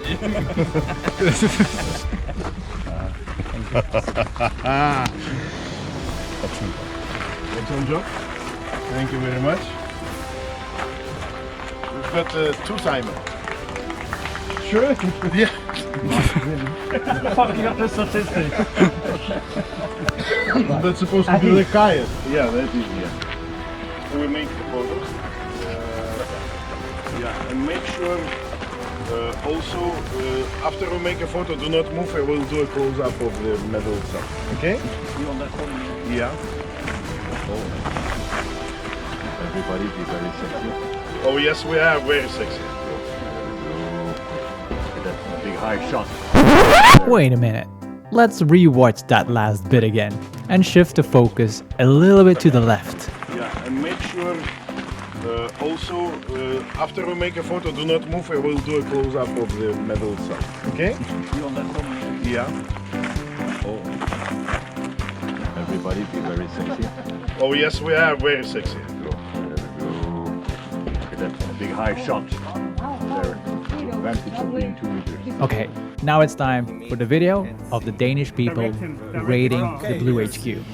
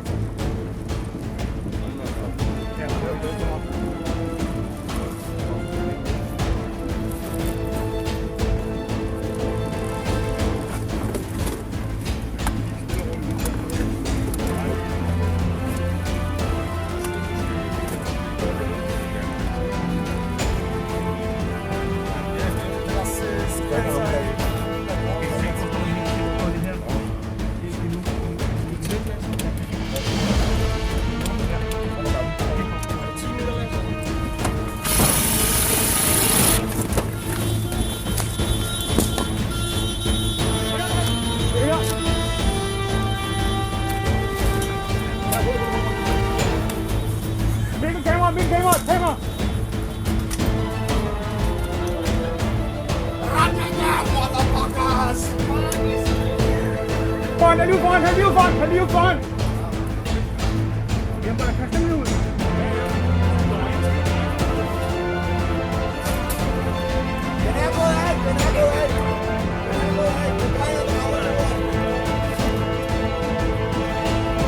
play a game of tag, guys. Knife kill! Not the hero we wanted, but the hero we needed. Pretty sure, yeah. Isn't it Luke? And this brings us to the end of this video, but also the end of the Thursday on Berget 18. And what better way to end of the day with some sausages, campfire and friends. And shortly we will go to our beds to get up a few hours later to get back into the fight for the next day at Berget. He's washing his wiener. Is it a good sausage skin? He dropped it in the fire. It's a really dirty sausage. The cheese is...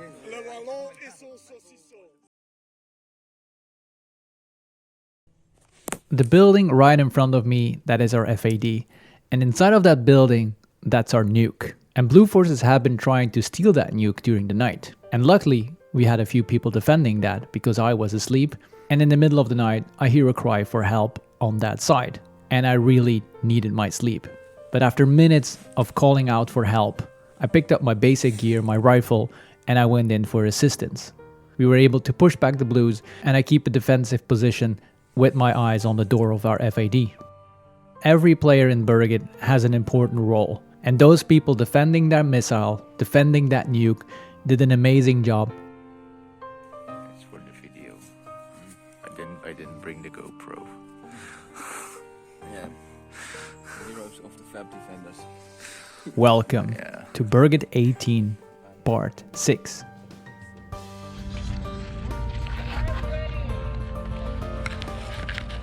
And Friday is usually a slow day because everybody spent a lot of energy on the Thursday because they were not prepared after the Wednesday attack. Everybody's tired, everybody's slow getting up. And already the sun is baking everybody out of their tents. And they are getting ready for the first mission of the day. And don't forget, this Berget was the hottest Berget I have ever had, and we had almost no shade in our base camp. So it was about 7:30 in the morning, and it was already very hot. And the first mission of the day is going to the enemy base and trying to steal their nuke. And our forces as the engineers, we're gonna go together with Matt on the north side. They are going to come in first, and we're gonna follow them with our car to extract the nuke as soon as they found it, secured it, and disabled all the enemy forces around it. And it's always a nice wake-up call for the Blues if we come in at 9 in the morning.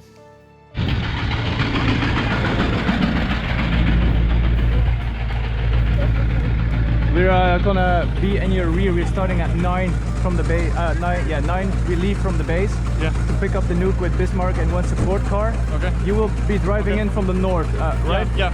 Okay, we'll in your rear.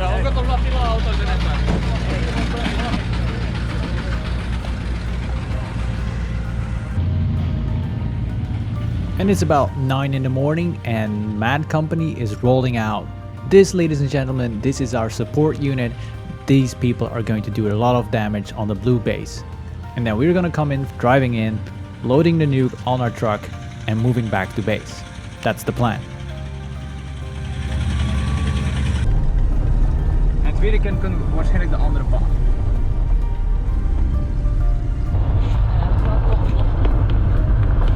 Dat kan blijkbaar niet ontploffen, hebben we ook gehoord.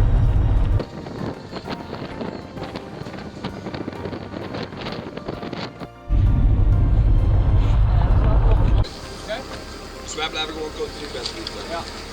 Als Matt zoiets mee? Chris is aan het pakken. Chris! En de Lottolai. Een Lottolai? Ja. Move. But for some reason, when we're approaching the enemy base, we can see all the Mad vehicles. And most of them were shot out, so we had no idea if they made it into the base. But we were a small unit, so we stopped a few hundred meters away from the destroyed vehicles to dismount and figure out what was going on and what the situation was. And while we were doing that, our vehicle got shot, so we're repairing it and moving out. Nope. Check the forest. And while we are organizing things in the rear of the convoy, I'm trying to communicate with HQ what is going on and what the situation is. Chris! Ja? Pak de hazmat suits! Ja? Met de hand de voeten naar de blauwe base. And from this point on, we're taking the hazmat suits and trying to sneak in on foot into the blue base. Manu! Ja? Ik ga met Chris naar de blauwe basis. Vanaf dat Bismarck hersteld is, probeer hem door te rijden naar de basis. If not, Wing it. go with, yeah, wing it. Yellow was friendly. Yellow friendly. Ja, ben klaar. Not blow base beweging. Zet iemand point? Union point? Of Frida point. De weg hier niet. Ja. You know the way? No. To the shouting. That way. In the forest. Let's go, let's go, let's go. Good luck, boys. From this point on, we're winging what is going on, we're improvising because we have no idea what is happening in the base. We have no idea if the attack of Matt succeeded. We have no communication with them, so we just keep moving on with the plan as good as possible. Yep. You know what we're doing? You guys are staying here, protect the car. As soon as it's back up, they're gonna try to move up. We're going on foot to try to get the nuke. Communicate with my guys.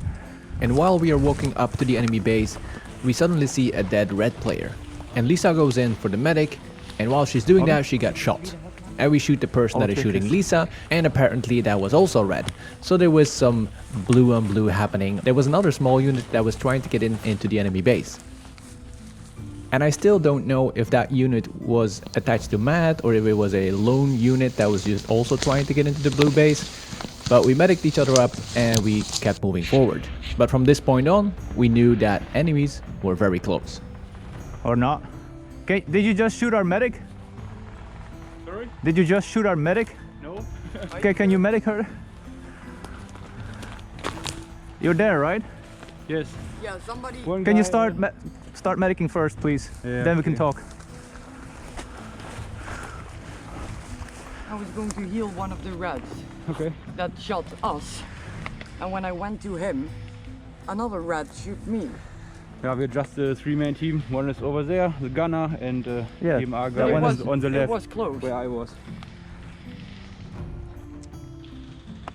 Okay, you're good. Thank you.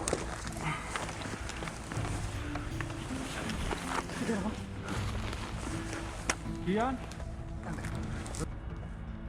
And when everybody is mediced up, we continue our walk to the blue base. At this point, we're about 500 meters away from the blue base, so we have quite a walk through the forest ahead of us, without knowing what is in between us and the enemy base. Well, we know that there are enemies somewhere. So we take it as slow as possible, but still try to make haste to support Matt if they manage to get in and do some damage on the blue base.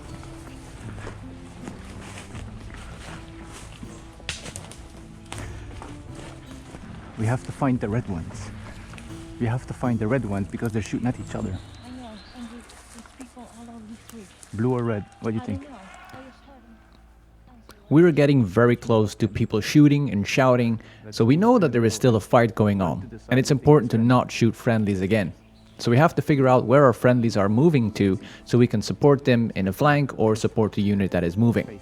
But that is going to be a lot more difficult than we anticipated.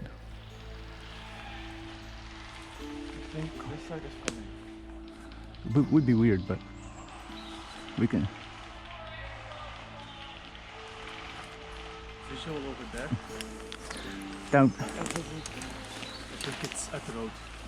Is that the road? I'm not sure. People over there walking.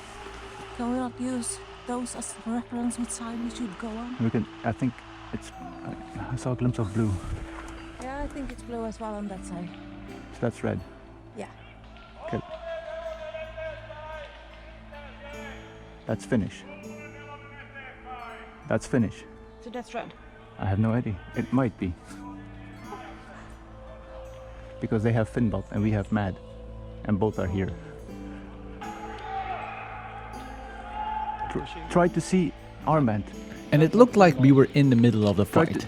There was not only red shooting blue, there was also blue shooting blue, we were hearing Finnish voices, and we knew that there was Finnish people on both sides fighting in this area, so we could not distinguish the people from the voices and the languages that they were yelling at each other.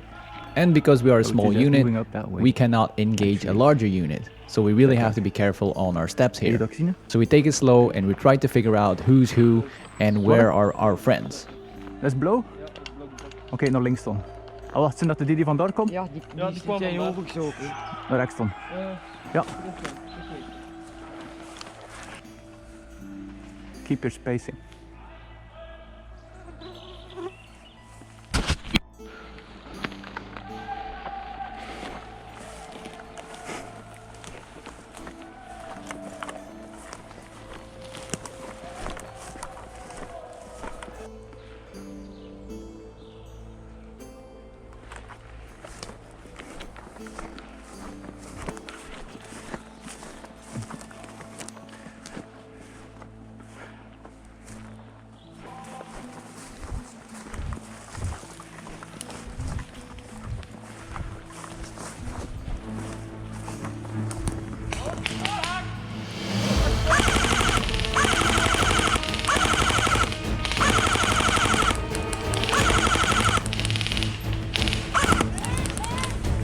Fall back, fall back. Fall back. Move to the left. Mignon, zal ik even point. Ze komt net met links.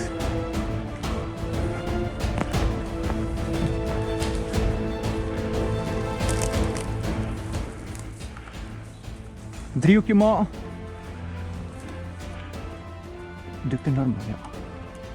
I tried to push up to try to get to Chris to move him back to heal him, but then I noticed that all our front people were hit. And the only thing that we could do with our small unit was to fall back, put a defensive line, and try to figure out where our friendlies were to attach to them and move up with them. But that was a lot harder again than we anticipated, because we didn't see any red people anymore. We only saw blue people. So that meant that the firing from before was blue on blue, which made it for us a lot more difficult. We zijn spot. Mignon. Door de steek naar daar.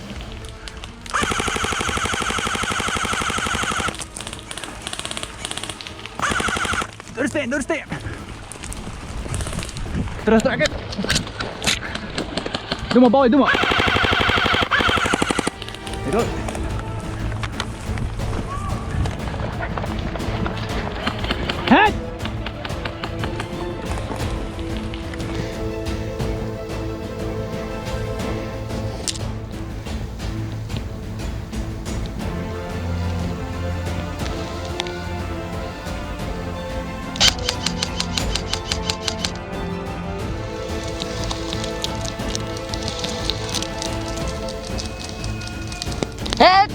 Head! Head! Hurra! On, commander! Blue medic! Get the ass back here! Right now! We have an officer here. We have an officer here, we need a medic! Medic! Blue medic! Divine! Divine, je buddy! Divine! Andere! Contact!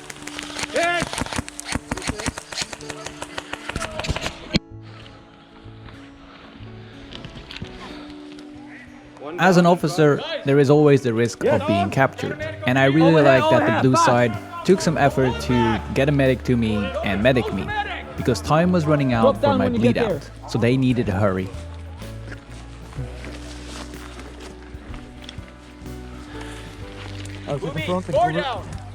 Yeah, 1 sec.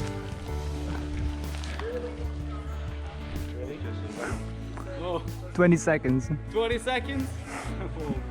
And you could also see with our small little unit, it was getting really difficult to do some damage on all the blue players that were coming in from the base. So that meant that most of our friendlies were taking out, and they were sweeping the forest for all the remaining people that were hiding. And still, it is nice to have an interaction, even when you're dead, with the enemy side to ask how they were doing, how their game is going, just be friendly and meet new people. And here I met a guy that I met a few times before at previous Bergets at this Berget, and we started talking, chatting about his podcast and what he was doing. He gave me a nice emblem, and I still have it in my Berget box, and it's really nice to have that interaction with people from all over the world. You have to ask the enemy? Yeah. Why? Yeah, I went last year. We went yesterday night. Hello. I took you out at the rocket. Hvilke kugleverk var det du med deg? 32. Oh yeah. Yeah. So we know we've met so many. I was like, really? Oh, it's a blue guy. Just pull him back. Pull him back. And there is one important thing that you cannot forget to do when you take a prisoner, and that is taking away his guns. Because yes, I didn't have my primary on me, it was standing against the trees, they were not looking at that, but I still had my pistol on my belt, and nobody cared about it. Up till, well, you will see. Have you guys confiscated his weapons? Well, at home I train twice a day. Hit! I'm already dead. Sorry. You still have your death ray on, you know that, right? Oh. Still, you know, it's all...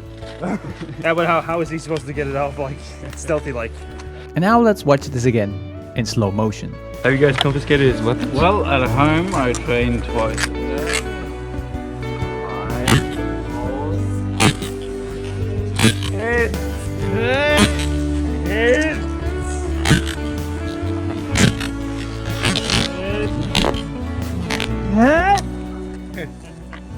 Lame. Anyway, nice try though. You got a lot of us though. Well, how many games? 1, 2, 3. I was already dead. Oh yeah, you already. Now here's the sad thing: you can't really melee people. And yes, I forgot to take off my dead rag while doing this, and I do apologize for that. We were chatting and I just forgot to take it off, and we were chatting for minutes, and I just forgot that I was medic and I had my dead rag on my head. And it was very nice from the blue players to not make a fuss about it. They took their hits, we laughed about it, we all went our separate ways, and we enjoyed the rest of our game. You still had it on. You would have got shot immediately if you took it off. Yeah, I think it would be like... Yeah, it's pretty quiet in the base now. I'll just sit here. It's nice to show you. This is a good spot to wait. There was not that much time for waiting when we were back in the base, because the talks with the yellows yesterday, they paid out. And we were allowed back with a kind of an apology, and then we were able to take the nuke from them. I stayed back in the base to coordinate stuff, and other people from the engineers, they went with a LARP section to the village to negotiate about the nuke.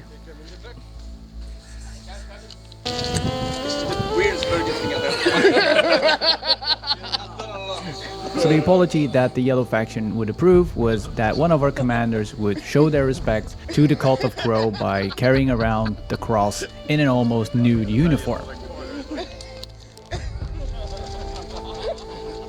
Now, for reasons I will not show you the clip, if you want to be part of something like this, be sure to get a ticket for Berget and be on the LARP section and be a part of the whole story that is going around during the whole game. The apology was carried out and we got the location for the nuke, which was quite a surprise.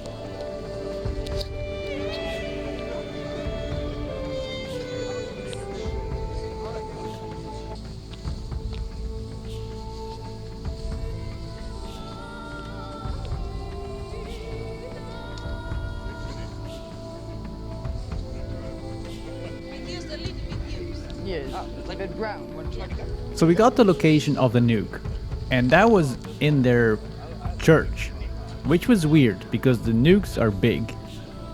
So it was a big surprise for us if we had to dig out the nuke.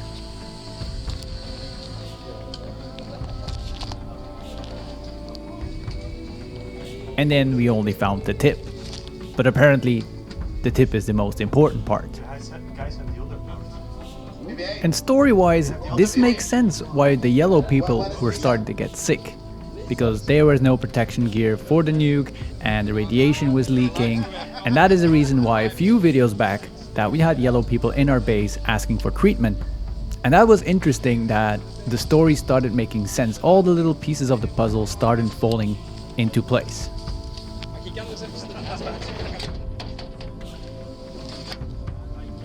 After the nuke was loaded into the car, they had to clear some mines on the road to be able to get back to our base, and when they arrived into base, it was time to put the tip with the other nuke in a safe defensive position. We only got the head.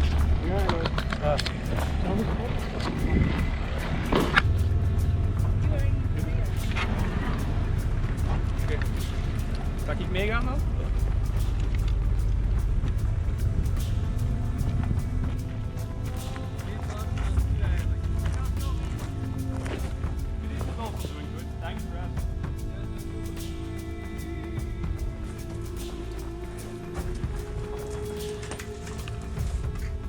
Can we kiss it? Yes, you can.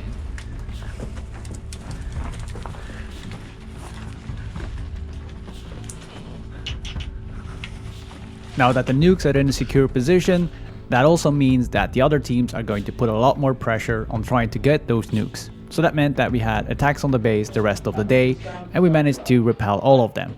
So they didn't get the nukes, but they surely kept us busy during the day. And you can see how happy people are if they are able to complete a mission, especially a mission that took days and a lot of effort to be able to get that.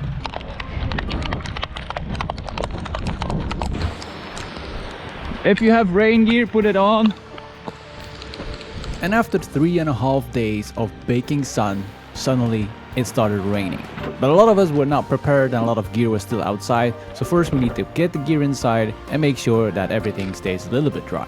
But that did not stop the attacks that were coming in from the other sides to try to take our nukes.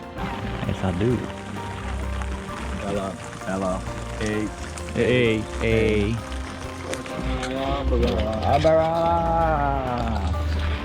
We also needed to prepare for the last big mission, the last nuke that was going to pop up on the map, to be able to steal it and bring it back to our base. So there was a lot of activity going on in our base.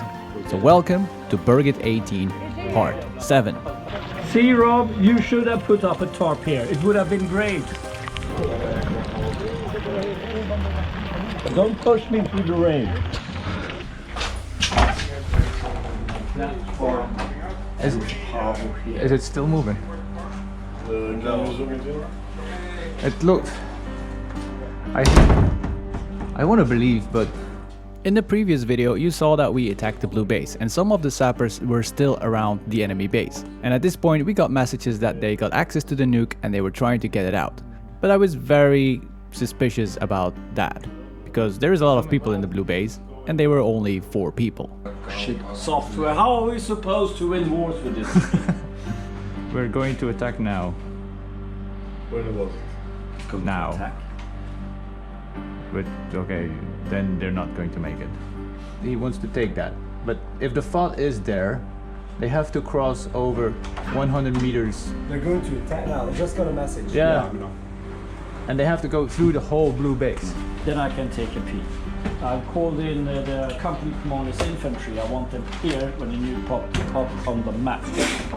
Now for a small sum up, we are here in our base at the bottom, and we have a few sappers that are on this side, on the west side of the blue base. Now the enemy FAD and the nuke was located on the east side of the blue base. The 4 sappers that were still close to the enemy base, they were going to go through the blue base, take the nuke, and do something. Now in the meantime, we are planning for a big mission because there's gonna pop up a nuke somewhere. So we are preparing our forces everywhere, and suddenly we got the news that a few sappers were going to try to take the nuke. And because of this, there was a lot of confusion on what was going on, because messages were sent in the wrong channels and not using the hierarchy channels. This meant that people thought that we're going to take this nuke from the blue base, while in theory we were already planning for the next nuke that was going to pop up somewhere on the map. The decision was made that we're going to focus on the nuke that was going to pop up in a few minutes, and if something changes in around the blue base, we were going to react to that. And because the messages kept coming in on different channels, more people started asking about what is going on in the blue base, which annoyed me a little bit because we were preparing for the other mission. So in full preparation of the big mission, suddenly a lot of things got changed to be prepared to pick up a nuke if the 4 people will be able to get to the blue base, take the nuke and escape somehow. Naar de repair station. Load up repair station. Load up repair station. It's gonna change a million times before you move. So we're loading up the repair station, we're gonna put it here. Yeah, don't forget the Norwegians. How many are ready to go? You're the Norwegian, right? Combat incapable. You're combat incapable. All of you? I don't know. Yes is fine, I just need to know. Probably yes. Okay. Okay. Can go without them. I can ask some Turks if they are ready. No, the Turks have a separate missions. Okay. However, for what to do? No, wait here. Yeah, stand by. Okay. We're loading it up. Yeah. Holy. Fuck is going on? We're moving to the prestige. As you notice, a lot of changes happen constantly. And this is a part of Berget. You have to adapt immediately to changes, and your team needs to be ready for those changes. And that as a commander is not an easy thing to do. That is why communication is so important. Right now we already have been preparing for that mission for a few hours, and the reason that I'm telling you that we have been preparing for a few hours for this mission will become more important later in the video. I didn't explain because... No, you had like somewhat of a vague... Do you have enough people to guard it? No. Then we don't deploy it. Okay, we don't deploy. We have it on standby if we have here. Yeah.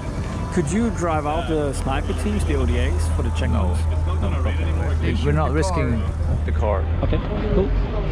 Standby, ze zijn 2 missies door elkaar proberen te doen. And it's starting to get shady. Why you have to? Nobody knows what we're going through. They're dead. Dead? Yeah. Who is dead? Our sappers in the blue base. And suddenly we got a message regarding the sappers close to the enemy base that they did not succeed their mission and that they died. Money dead. Money dead? Money dead. Okay. And at the moment we are on standby because missions are changing non-stop, and we have a valuable asset that is a repair station that we need for our mechanized to be repaired in the field quickly. But that gave us time to eat a little bit because you never know how long the mission is going to take. I got the plan for the mission, and now it's time to brief my unit. Igor? Ja. Godverdomme hebben we daar hier. Stop forgetting me. Money! Rhythm, are you coming with Bismarck to here? No, Igor is. Igor is, okay. I'm coming along. I'm staying. Okay. We gaan de nu... Wat? Hold on. Gewoon gaan vol zijn en moeten gebruiken, want ik ben niet wakker. Yes. Immediately. Everybody get around so everybody knows. This is the enemy base. Thank you. This is the enemy base. We're gonna move up with Bismarck here. We're gonna drop off the repair station here. That is up to Chris to drop the repair station here. So a plan was made, and we were going to do the following. The complete mechanized unit was going to move up from the north and attack the base from the north side. We were going to put our repair station on this area, so all our friendly vehicles, if they got shot out, they could go back to the repair station and go back in after 10 minutes of repairing. So the first wave of sappers was going to be dropped here on the repair station. That's our first wave. And the second wave was going to go in from the south side. And while everything was happening on the north side, and we were going to try to come in from the south side into the blue base and try to steal the nuke from that side and then move back to our base. The southern attack on the blue base was going to be supported by another unit that was in the area. And this mission included almost all the red forces. So this was a big planned mission for everybody. Everybody needed to be on the right location, the communication needed to work, and the plan was ready. Oh, because the repair station was an important asset, and there was always a chance that blue forces were going to come in from our south side on the repair station, we were going to relocate the repair station every half an hour. We were going to move it up and down several hundred meters every half an hour so our vehicles were able to repair, but the blue forces were not able to locate it with their infantry and find where it is so they could airstrike it. Again, important piece of information for later in the video. So Vinny is going with you, and me and Igoris will go with the second one. Roger. Chris, questions? Every half an hour, you move it up. Yes, move it. Move it up, move it back. Yeah. Which road did the Max take? I have no idea. I was not awake for that. Who knows? Igoris. Did they take the east road or the west-east road? What is the question? Olivia or Olga? What road did the Mac take? I don't know. We need to find out. Okay, choose. It's a 50-50. The right one. It's 50-50. The right one. The right one. The right one, okay. Okay. Do we move now? Yeah? Okay. First wave, move out. But if they spot that. And we knew that placing that repair station in the north side was a dangerous operation. It could easily be spotted by the blue forces and be taken out, and then we lose it for 6 hours. But with it moving every half an hour and having all the forces around it, it was a gamble to take. For the Emperor, my man. Is mechanized informed that there is a repair station? I don't think so.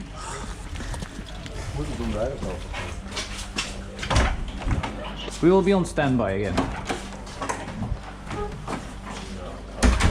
Sorry, kost vergeten. Bismarck is aan het tweede keren. Ja.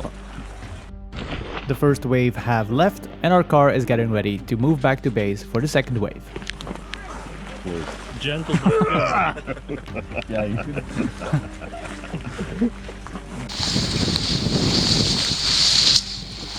And the sappers in the north side of the map that were very close to the enemy base, they were setting up vehicle repair station. We had to put it on the road according to the new rules, but we were allowed to camouflage it. That's why we had 2 big camo nets to camouflage it so the enemy infantry would not be able to spot it. And while our sappers are preparing our repair station, the mechanized Mad Company is making themselves ready to attack the enemy base. But then all of a sudden there is a massive airstrike on our repair station.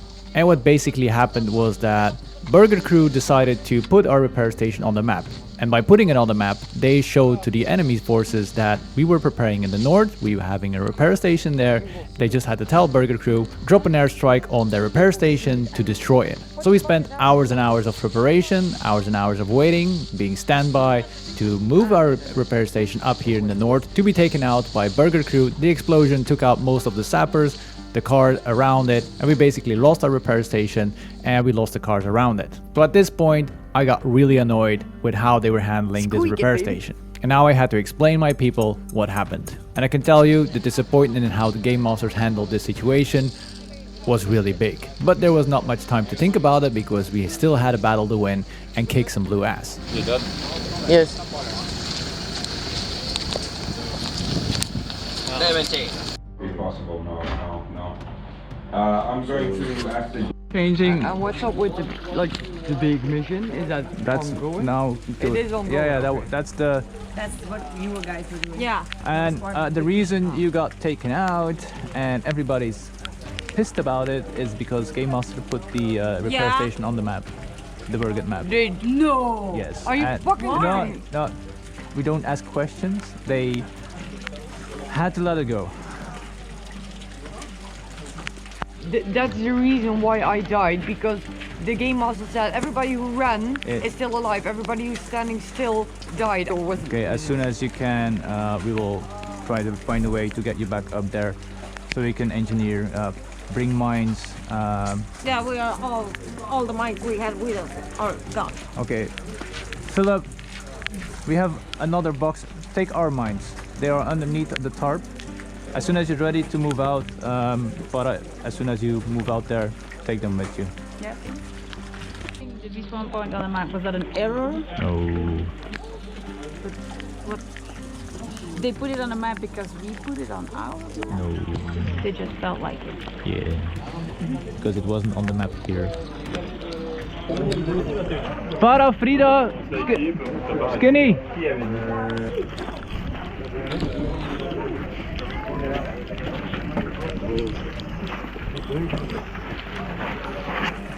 Dank u, Chris.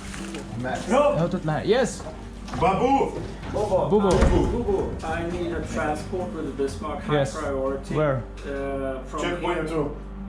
To blue base. And this shows the strength of the red team. This is how we bounce back if something goes bad. This is how we try to get up again if something is not going as we planned it to be. We just need to keep moving forward. We use every resource we have and everybody's pushing it as hard as they can to complete the mission. We're already making updates on the plans that we had to make sure that we still can make our mission. And here the change is that we are not going to go from the south to go in the enemy base because that road is apparently now off game. We cannot go on that road anymore. So the special forces are going to go by foot and try to get in anyway. And luckily our forces are trying to get the morale up in the kiosk. Cold ass honky. Rolling in hella deep, added to the mezzanine. Trusting all peeps of my gear stream. Closing my entry. To the upper make girls stay next to me. Probably should have watched these. Smells like no candle sheets. But you think it was 99 cents? What? We spiced it up a little bit.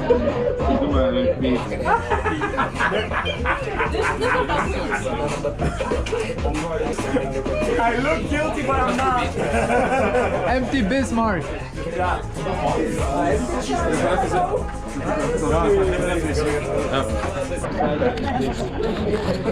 And I have no words.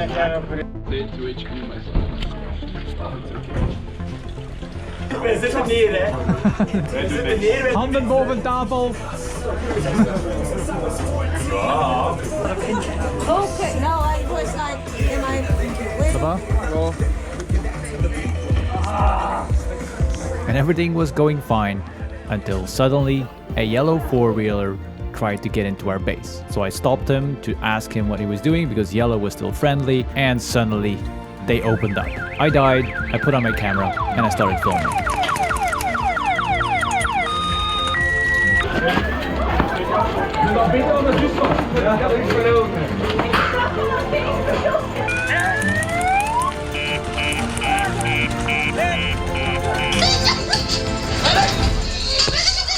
Pak ze nou van de trackerman.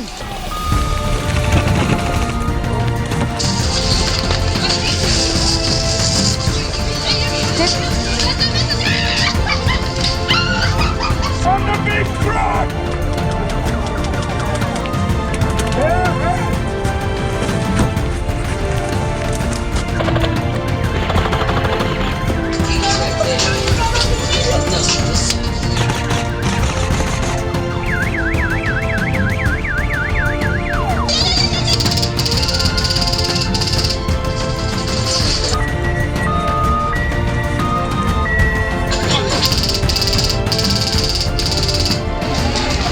Come on, move up!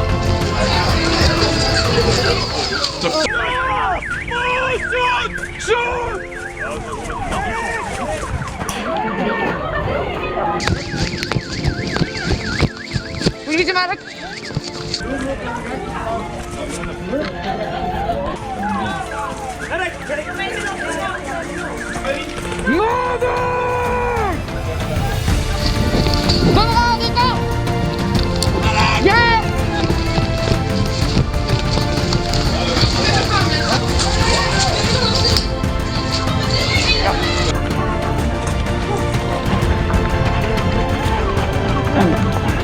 Behind the toilet!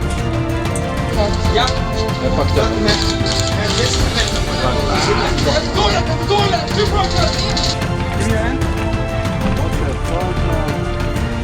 Let's go!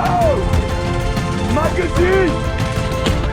Another one there! Over there! Exactly! Another one! Bring the wound up here!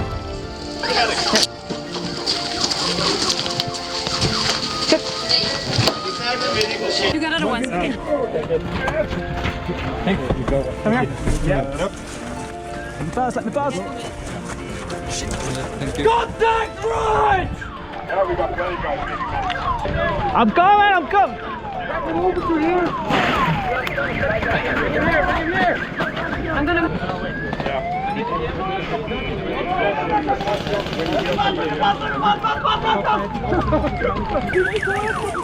Bring him here! I need a medic. Here! No, medic to this. We need to go to Jeep Tom. Get on my right side. Get up. Who needs a medic? Who needs a medic? You guys got this covered? Yeah, I think so. Okay.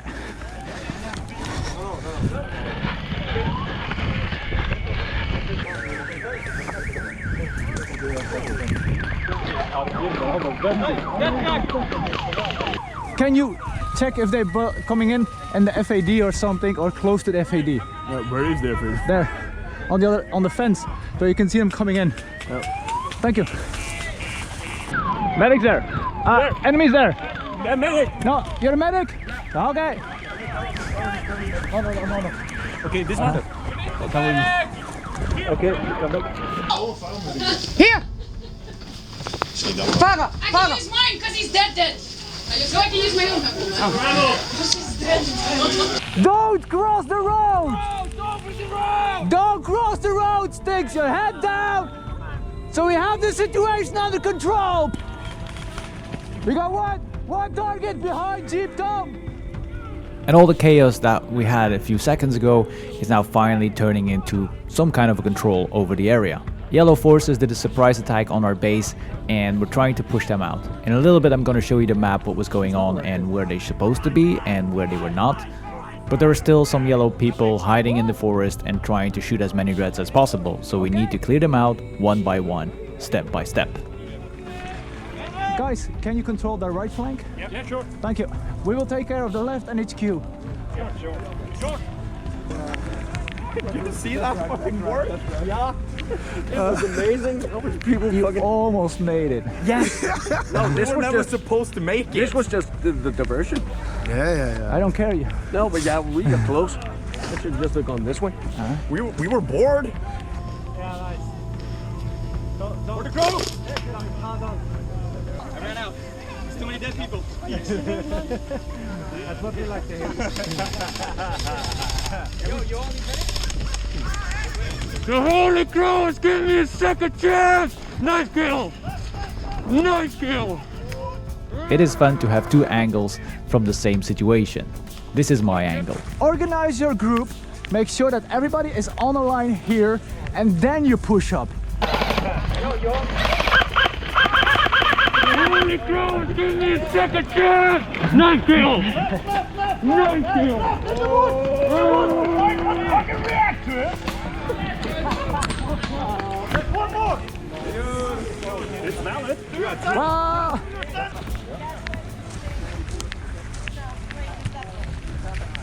Can I have your bandage?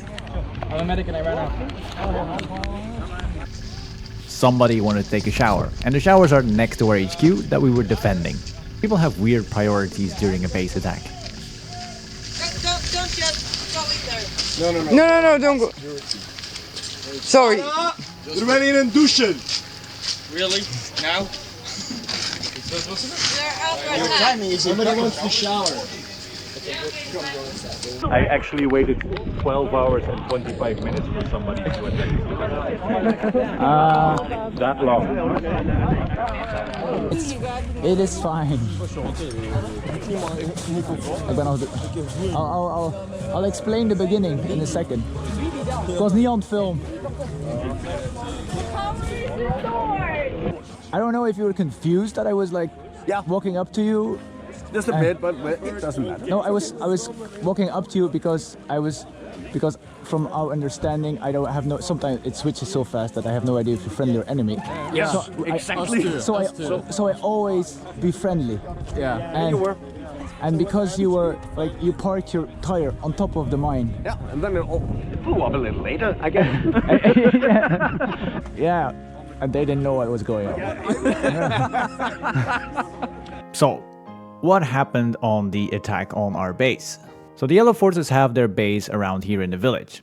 Our base is here and the blue base is up north. So for the Berget objective missions, yellow was supposed to defend this base, but they didn't make it in time and they kinda don't want to be sandwiched in between the red forces coming in on this side and the blue forces coming in on the other side. So instead of that, yellow forces decided, well, if all the other forces are located on the north side, that means that the red base will be quite empty. So let's attack that base. So when the yellow vehicle drove in to distract us, I kinda was waving them down to slow down so they were not driving on the mines because I thought they were friendly.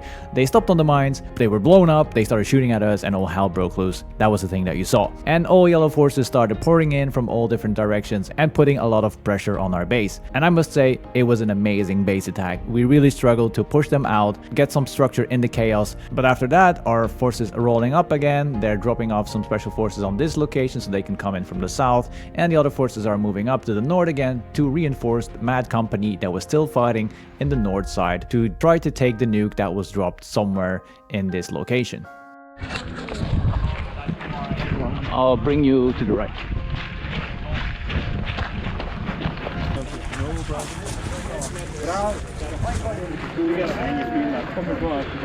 Sappers around HQ, please.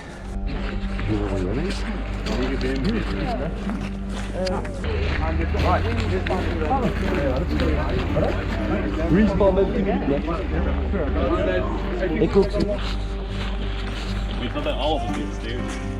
Yeah, so yeah, now our guys went to fuck the living shit out of the village because they just want to do that because the nuke is no use taking anymore.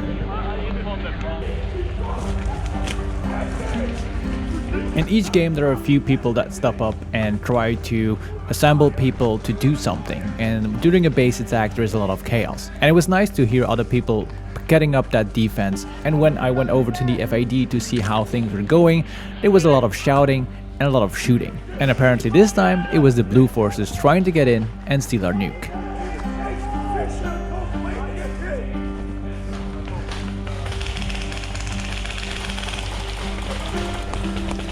Yep. There we go.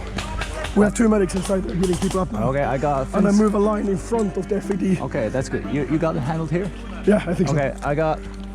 The Dutch guys are going to keep an eye on the dark forest. Copy. They're not going to push in because that's suicide if there are people in there. Yep. I got Finns coming in on the left flank that are going to push in there, but they're going to start yelling red. I asked them to do it. Yeah. Tell the people to respond with red because nobody knows the password anyway. This is a zoomed in version of our base. This is our HQ, and our location is located on the west side of our base. And this is where the blue forces are trying to get in to destroy our FAD. Luckily we have a strong defense force because a lot of people are still out fighting to get the last nuke, and the small force that is defending the base and the FAD is holding on a line in the forest.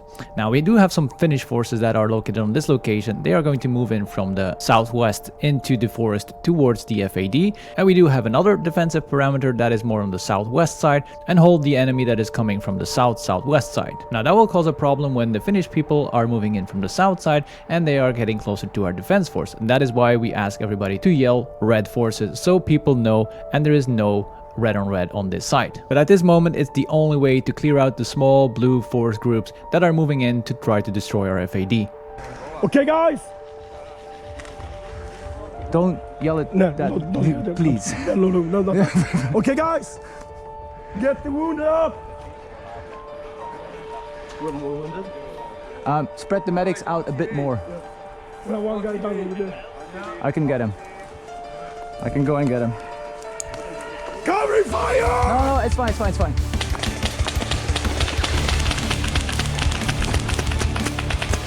Stop, stop, stop!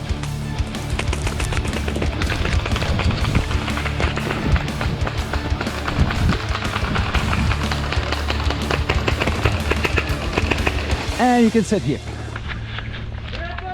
Please don't set me out to get the blue one again. Oh, it's the blue one. Yeah. Oh shit, sorry. No worries. Sorry man. No worries. My bad. No worries. I thought I saw red down. Well, now he's a little bit further away from his forces. Okay. And it doesn't take long for the blue force to start attacking from a different side, the north side.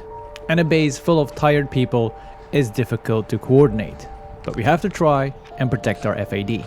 And our HQ, of course.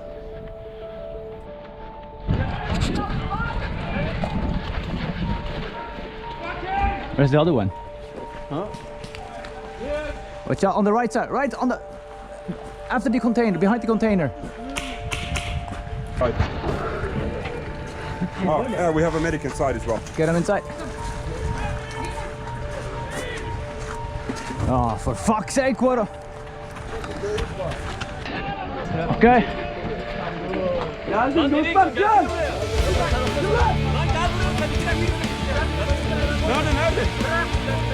Order 2!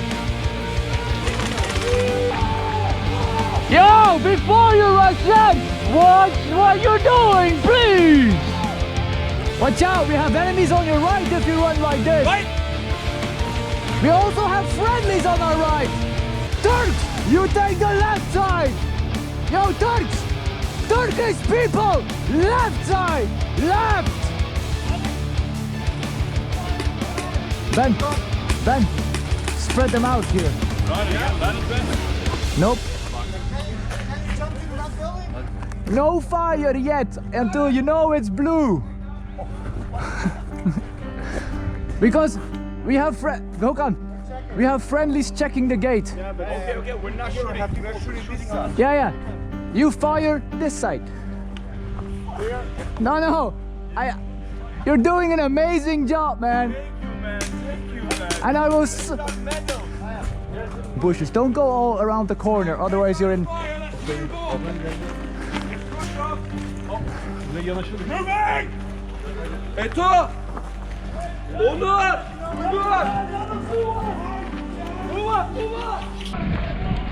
Outside or inside? Inside and outside.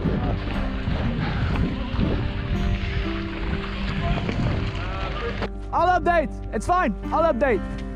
I'll update. Jona is aan het trekken naar rechts met zijn groep. Go. De Turken zitten daar. They're doing something I can do again. Thanks in the flats.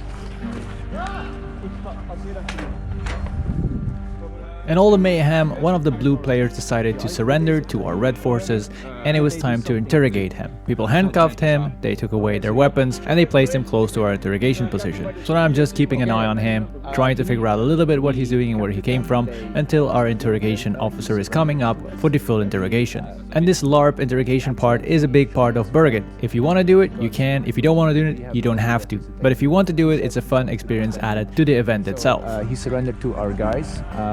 His hands are behind his back, but we put them in front for safety and mosquito shit. Okay, what level of roleplay are you expecting from this interaction? Don't hit me. God damn it! Skinny! You remember, You called for me. I didn't. We hebben een prisoner, we hebben video's aan het interrogaten. Dood. Dood. What? Dood? No, he surrendered. And while we're holding defense, our special forces are driving out again to the same south location where they were going to go like an hour ago. And they are going to move in from the south side to the enemy base to try to steal their nuke. You're gonna try again to move out? Right in the apple. It's time for real.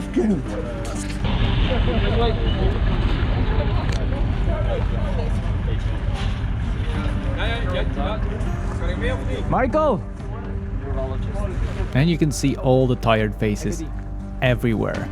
Everybody has been on their feet for a long time. This is a Friday. And for the people that are new to the series, the game has started on Wednesday, 9 in the evening. So that means that we have been going on for 2 days straight.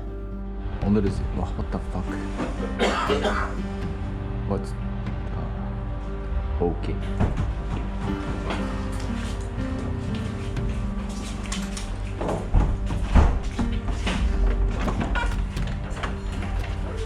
Just put in the backpack. Button. Can I get a backpack? Get your uniform. I'll be outside. Your assistance? I have a bag. You're a medic, right? No? No. Our kiosk is closing and we need to keep the people serving our food and drinks for the last few days. We need to keep them safe. They are part of our family now and they are under our protection because they have been caught in the crossfire a few times. Can we, if the... You're going home? Bro, get it! Jesus. Yes! Ross, priority for Bismarck. 2300 move the nuke. We still need the open flatbed for that. I would suggest moving Bismarck from... You will see me popping in and out of HQ a lot because at this time there's a lot of things changing and luckily the sappers are ready for that. We are ready for flexibility and our car, Bismarck, has been one of the most flexible cars in this game. It has an open flat back, it can send out people in and out, it can bring materials, it can bring the nuke in, and that's a very versatile car. And that is why it has been used in a lot of missions and it has to be on standby a lot of the time to drive out as soon as it needed. And for better communication, I stay close to the HQ for direct communication to the vehicle and the people that need to do the missions.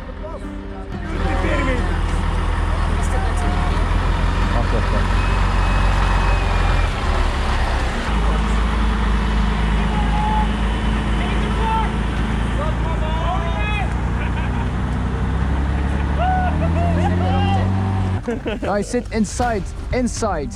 Inside? Yes, safety first. Just sit ass inside. Yeah. I'll sit drop. Just Thank you. Sorry for being a little bit. I'm tired. No. You can be bossy, your truck. Your truck, you boss. Yeah. Don't worry. Moving it already. And tired airsofters are like small children. You need to hold their hand, tell them what to do, and remind them that safety is very important. And luckily, we are all here to help each other. Håkan! Get inside. Håkan, get in! Let's go! Get! This is the last resort. Whoa! I'm scared of you. All right, sit, asses. Sit down. Sit down. Sit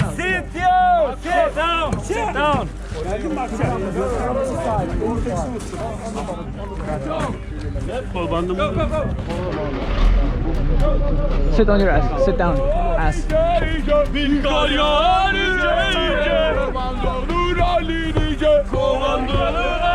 Yüksek amına koyayım. Bir operasyon var bu gece. Bir operasyon var bu gece. You're completely crazy.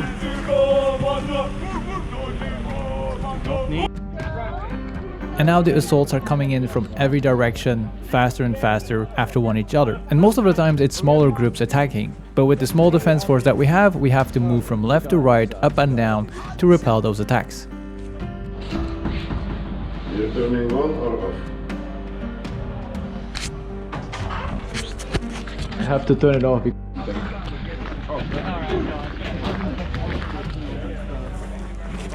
Just don't, guys. Just don't bump it, otherwise you're all exposed. That's your cover, be careful with it. Yeah, if it falls, oh well. Hold on. Joshua, you're back in game? Yep. How is the situation there? The situation over there is quite calm at the moment. Okay. We have held at least 3 or 4 attacks. Good. But they came in few numbers. I think either they try to go for the fad and the bombs, or they just try to. Yeah, and everybody can move the nukes now. Ja, wat pakt iemand mee ook? Of ja, doe maar. Ja, maar anders. Lut gewoon. Ja, doe maar. Ja, roep maar. Ja. It doesn't explode. Vinnie, Bismarck is RTB'ing.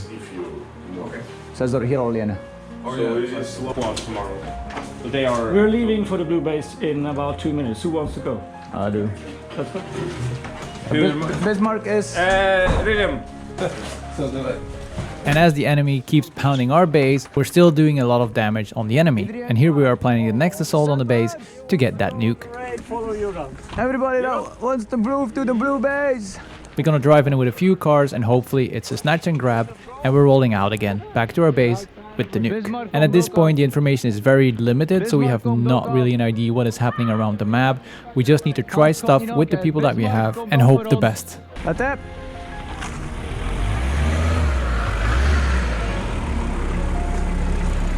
Ze gaan rijden naar blauw basis. Wat? Ze gaan rijden naar blue base. Ja, oké. Ça va? Dat is goed. Chris, hij zit bij Farah en hij blijft bij Farah. Zat hij van voor? Ik weet niet waar er geen mijnen zijn. Ik weet niet waar de mijnen zijn. Communiceer met Farah, zij het al gereden. Zat er neren? Zat er neren? Het zal blue base in, stoppen, iedereen eruit, fuck shit up, blue base, probably die. Find the nuke, bring it back before you die, put it in the truck, Farah will transport it back. Total fate in this plan.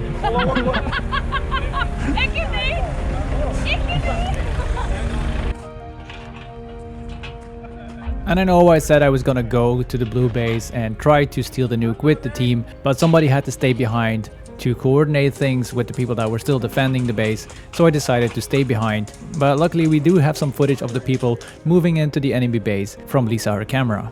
Good work. How fast did you die? We didn't. You didn't die? No. Oh! Did you press it twice? No. They passed the base? That's why I...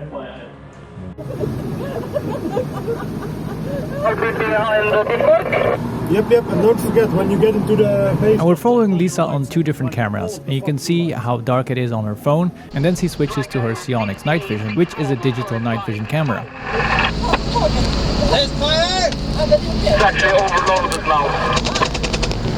Okay, I get that. What's the guy in front of us? I don't know, but he's at least there are no mines because he doesn't have to stop. So, and he's not off game. Now what happened here was that the people that were moving into the blue base, they were following another car that was in game. Oh, mines, dead, get out! Out! Get out! So as long as the car kept driving, there were no mines on the road. That was the assumption that they made. And because the car in front of them didn't stop for the mines, they didn't realize there were mines, so they saw them way too late because of the dark. Our cars drove over the mines, they got exploded, the people jumped out of the car, they tried to move forward on foot, they got taken out by blue forces, and after their bleed out, they went back to base for more defense. Så då borde alla de här vehiclesarna också vet att de här minerna var borta då. Det var en som körde före oss. Och den kan ju inte bara magiskt komma. Yeah, that's a new one. He's not wearing an armband. I made a picture of this. Göran, här ska en armband på.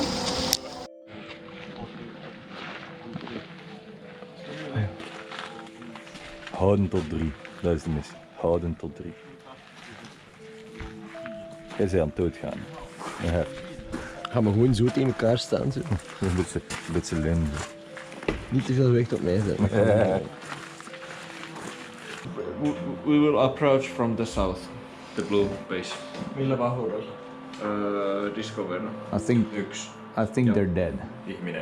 Ei vaan siis diskon verran. Me ahdataan disko täyteen. Yeah, they're dead. siellä Mikä? Yep. They're dead. We put up the repair station here. Yeah. And they put it on the Berget map. At once was for the airstrike. So they put an airstrike on it, gone. And all the people close to it, respawning, all dead. Yeah, I know. I was there. So I ran away then. And here we're talking again about the repair station that got blown up by Berget Crew. Well, not by Berget Crew, by Berget Crew put it on the map so the blue forces could easily find it and blow it up. And this shows how many people a small decision made by Berget Crew affects. And that is why it's important that game masters really think about decisions that they are making and how many people it will affect in a good or a bad way. Airstrike that position, you're dead. Yeah, okay. That explains a lot. They didn't even see physically. Yeah, and it's really frustrating because we were having a fucking awesome game there because like I was proud of our guys because the speed, how we went there, how they set up the ambush, and they had Kura coming in, they were shooting them and they were like dropping like flies and running back and forth. They respawned, they were like sweating and they were really tired. It's like it was awesome, and we changed the tactics every time when they got a little bit forward. We changed the cars, put some mines, and we worked with you guys with the mines and everything, and it was so awesome. And then the airstrike came and the respawn point gone, and it mixed up the whole situation there. So then we were like wondering because we had the area secured. How we know? So it's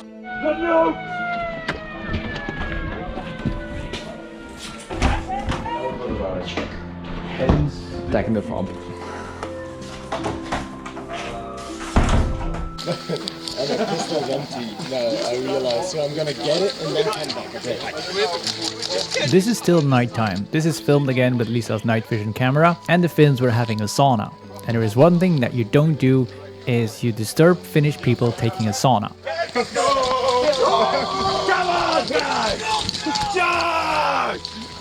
So they took up their rifles, their robes. Luckily they took their robes, and they are back in the defense and defending our HQ from incoming mechanized and infantry. You don't need hazmat. And when the clock finally hits 3, that means that no enemies can attack the base anymore. We were finally getting ready to sleep. We were happy that we were able to defend our nuke from incoming attacks from all different directions, and we tried very hard to take the enemy's nuke and bring it to our base. Sadly, that didn't work. We still had one complete nuke and one tip of the nuke, and we've heard that the tip was the most important part. But for now, it's time to go to sleep and get up for a new day of Berget tomorrow. Eeny, meeny, miny, moe. Hold on. Say that again. I mean, So, you know, Verage called a very nice channel dedicated to the airsoft and the airsoft only. So please subscribe and like the videos, and also press this little bell icon so you can get instant notifications when the new videos are published. Deal? I will check it out. I've been since the beginning. And comment. Yeah, please comment a lot. The more comment you get, the more feedback Rob gets, and he gets it better and better until he gets it like super smooth. Also, just for you, think about opening like how do you call it? Patreon account or something like that. Patreon. So yeah, so people can support you. Yeah, I've been thinking about it. Yeah, don't think, do it. I will. There is... Oh.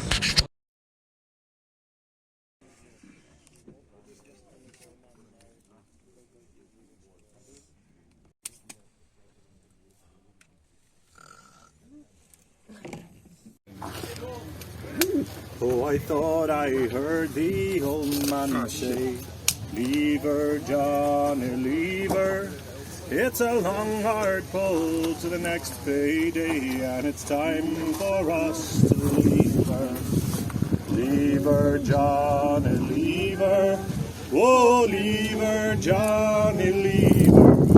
For the voyage is done and the winds don't blow, and it's time for us to leave her."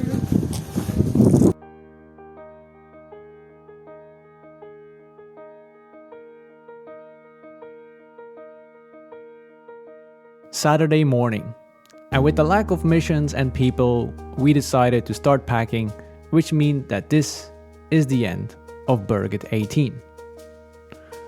A Berget that I will remember as a special one. The hot temperatures, the lack of shade, the ever-changing missions and rules. But also the new awesome props that Berget made, and maybe most important, we were able to go out and play again. Because this Berget was the first one after a few years of lockdowns and restrictions, and it was a much needed event for a lot of us.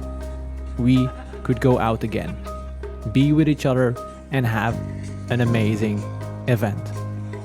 I often say that Berget is more than just shooting the other guy.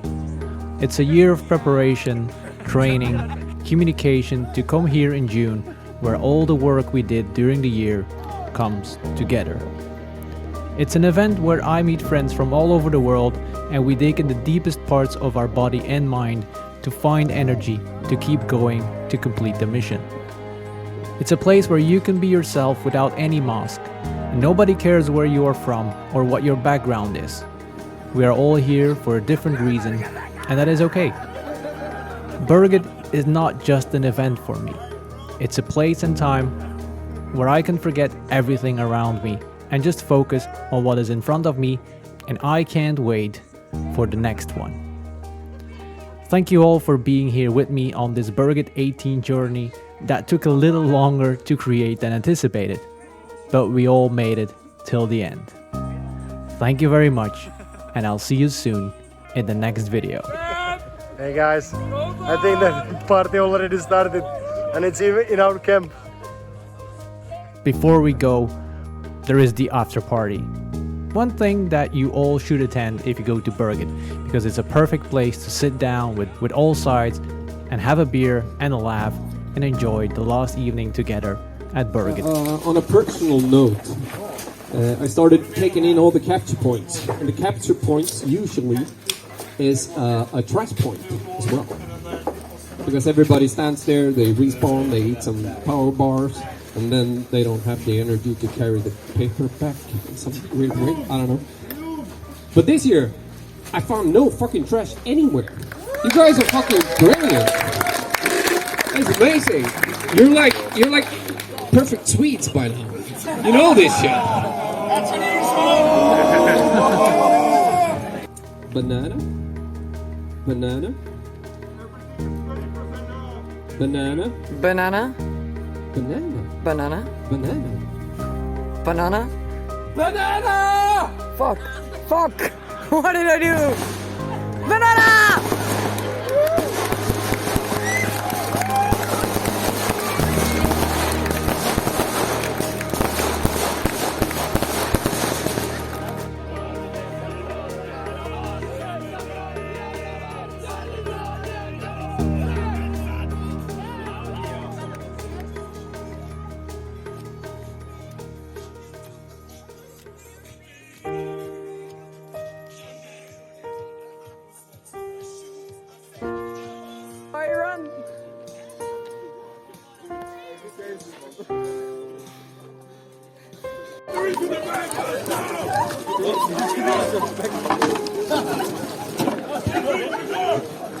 Tää on varmaan niinku suomalaista.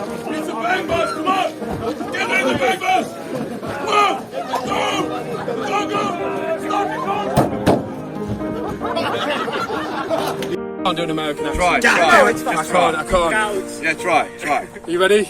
Yeah. So if anyone has been on a 4-day milsim in the middle of the Swedish forests, absolutely smashed, blew 4 all week, crushed it, raided the HQ 4 times, go ahead and hit that subscribe button.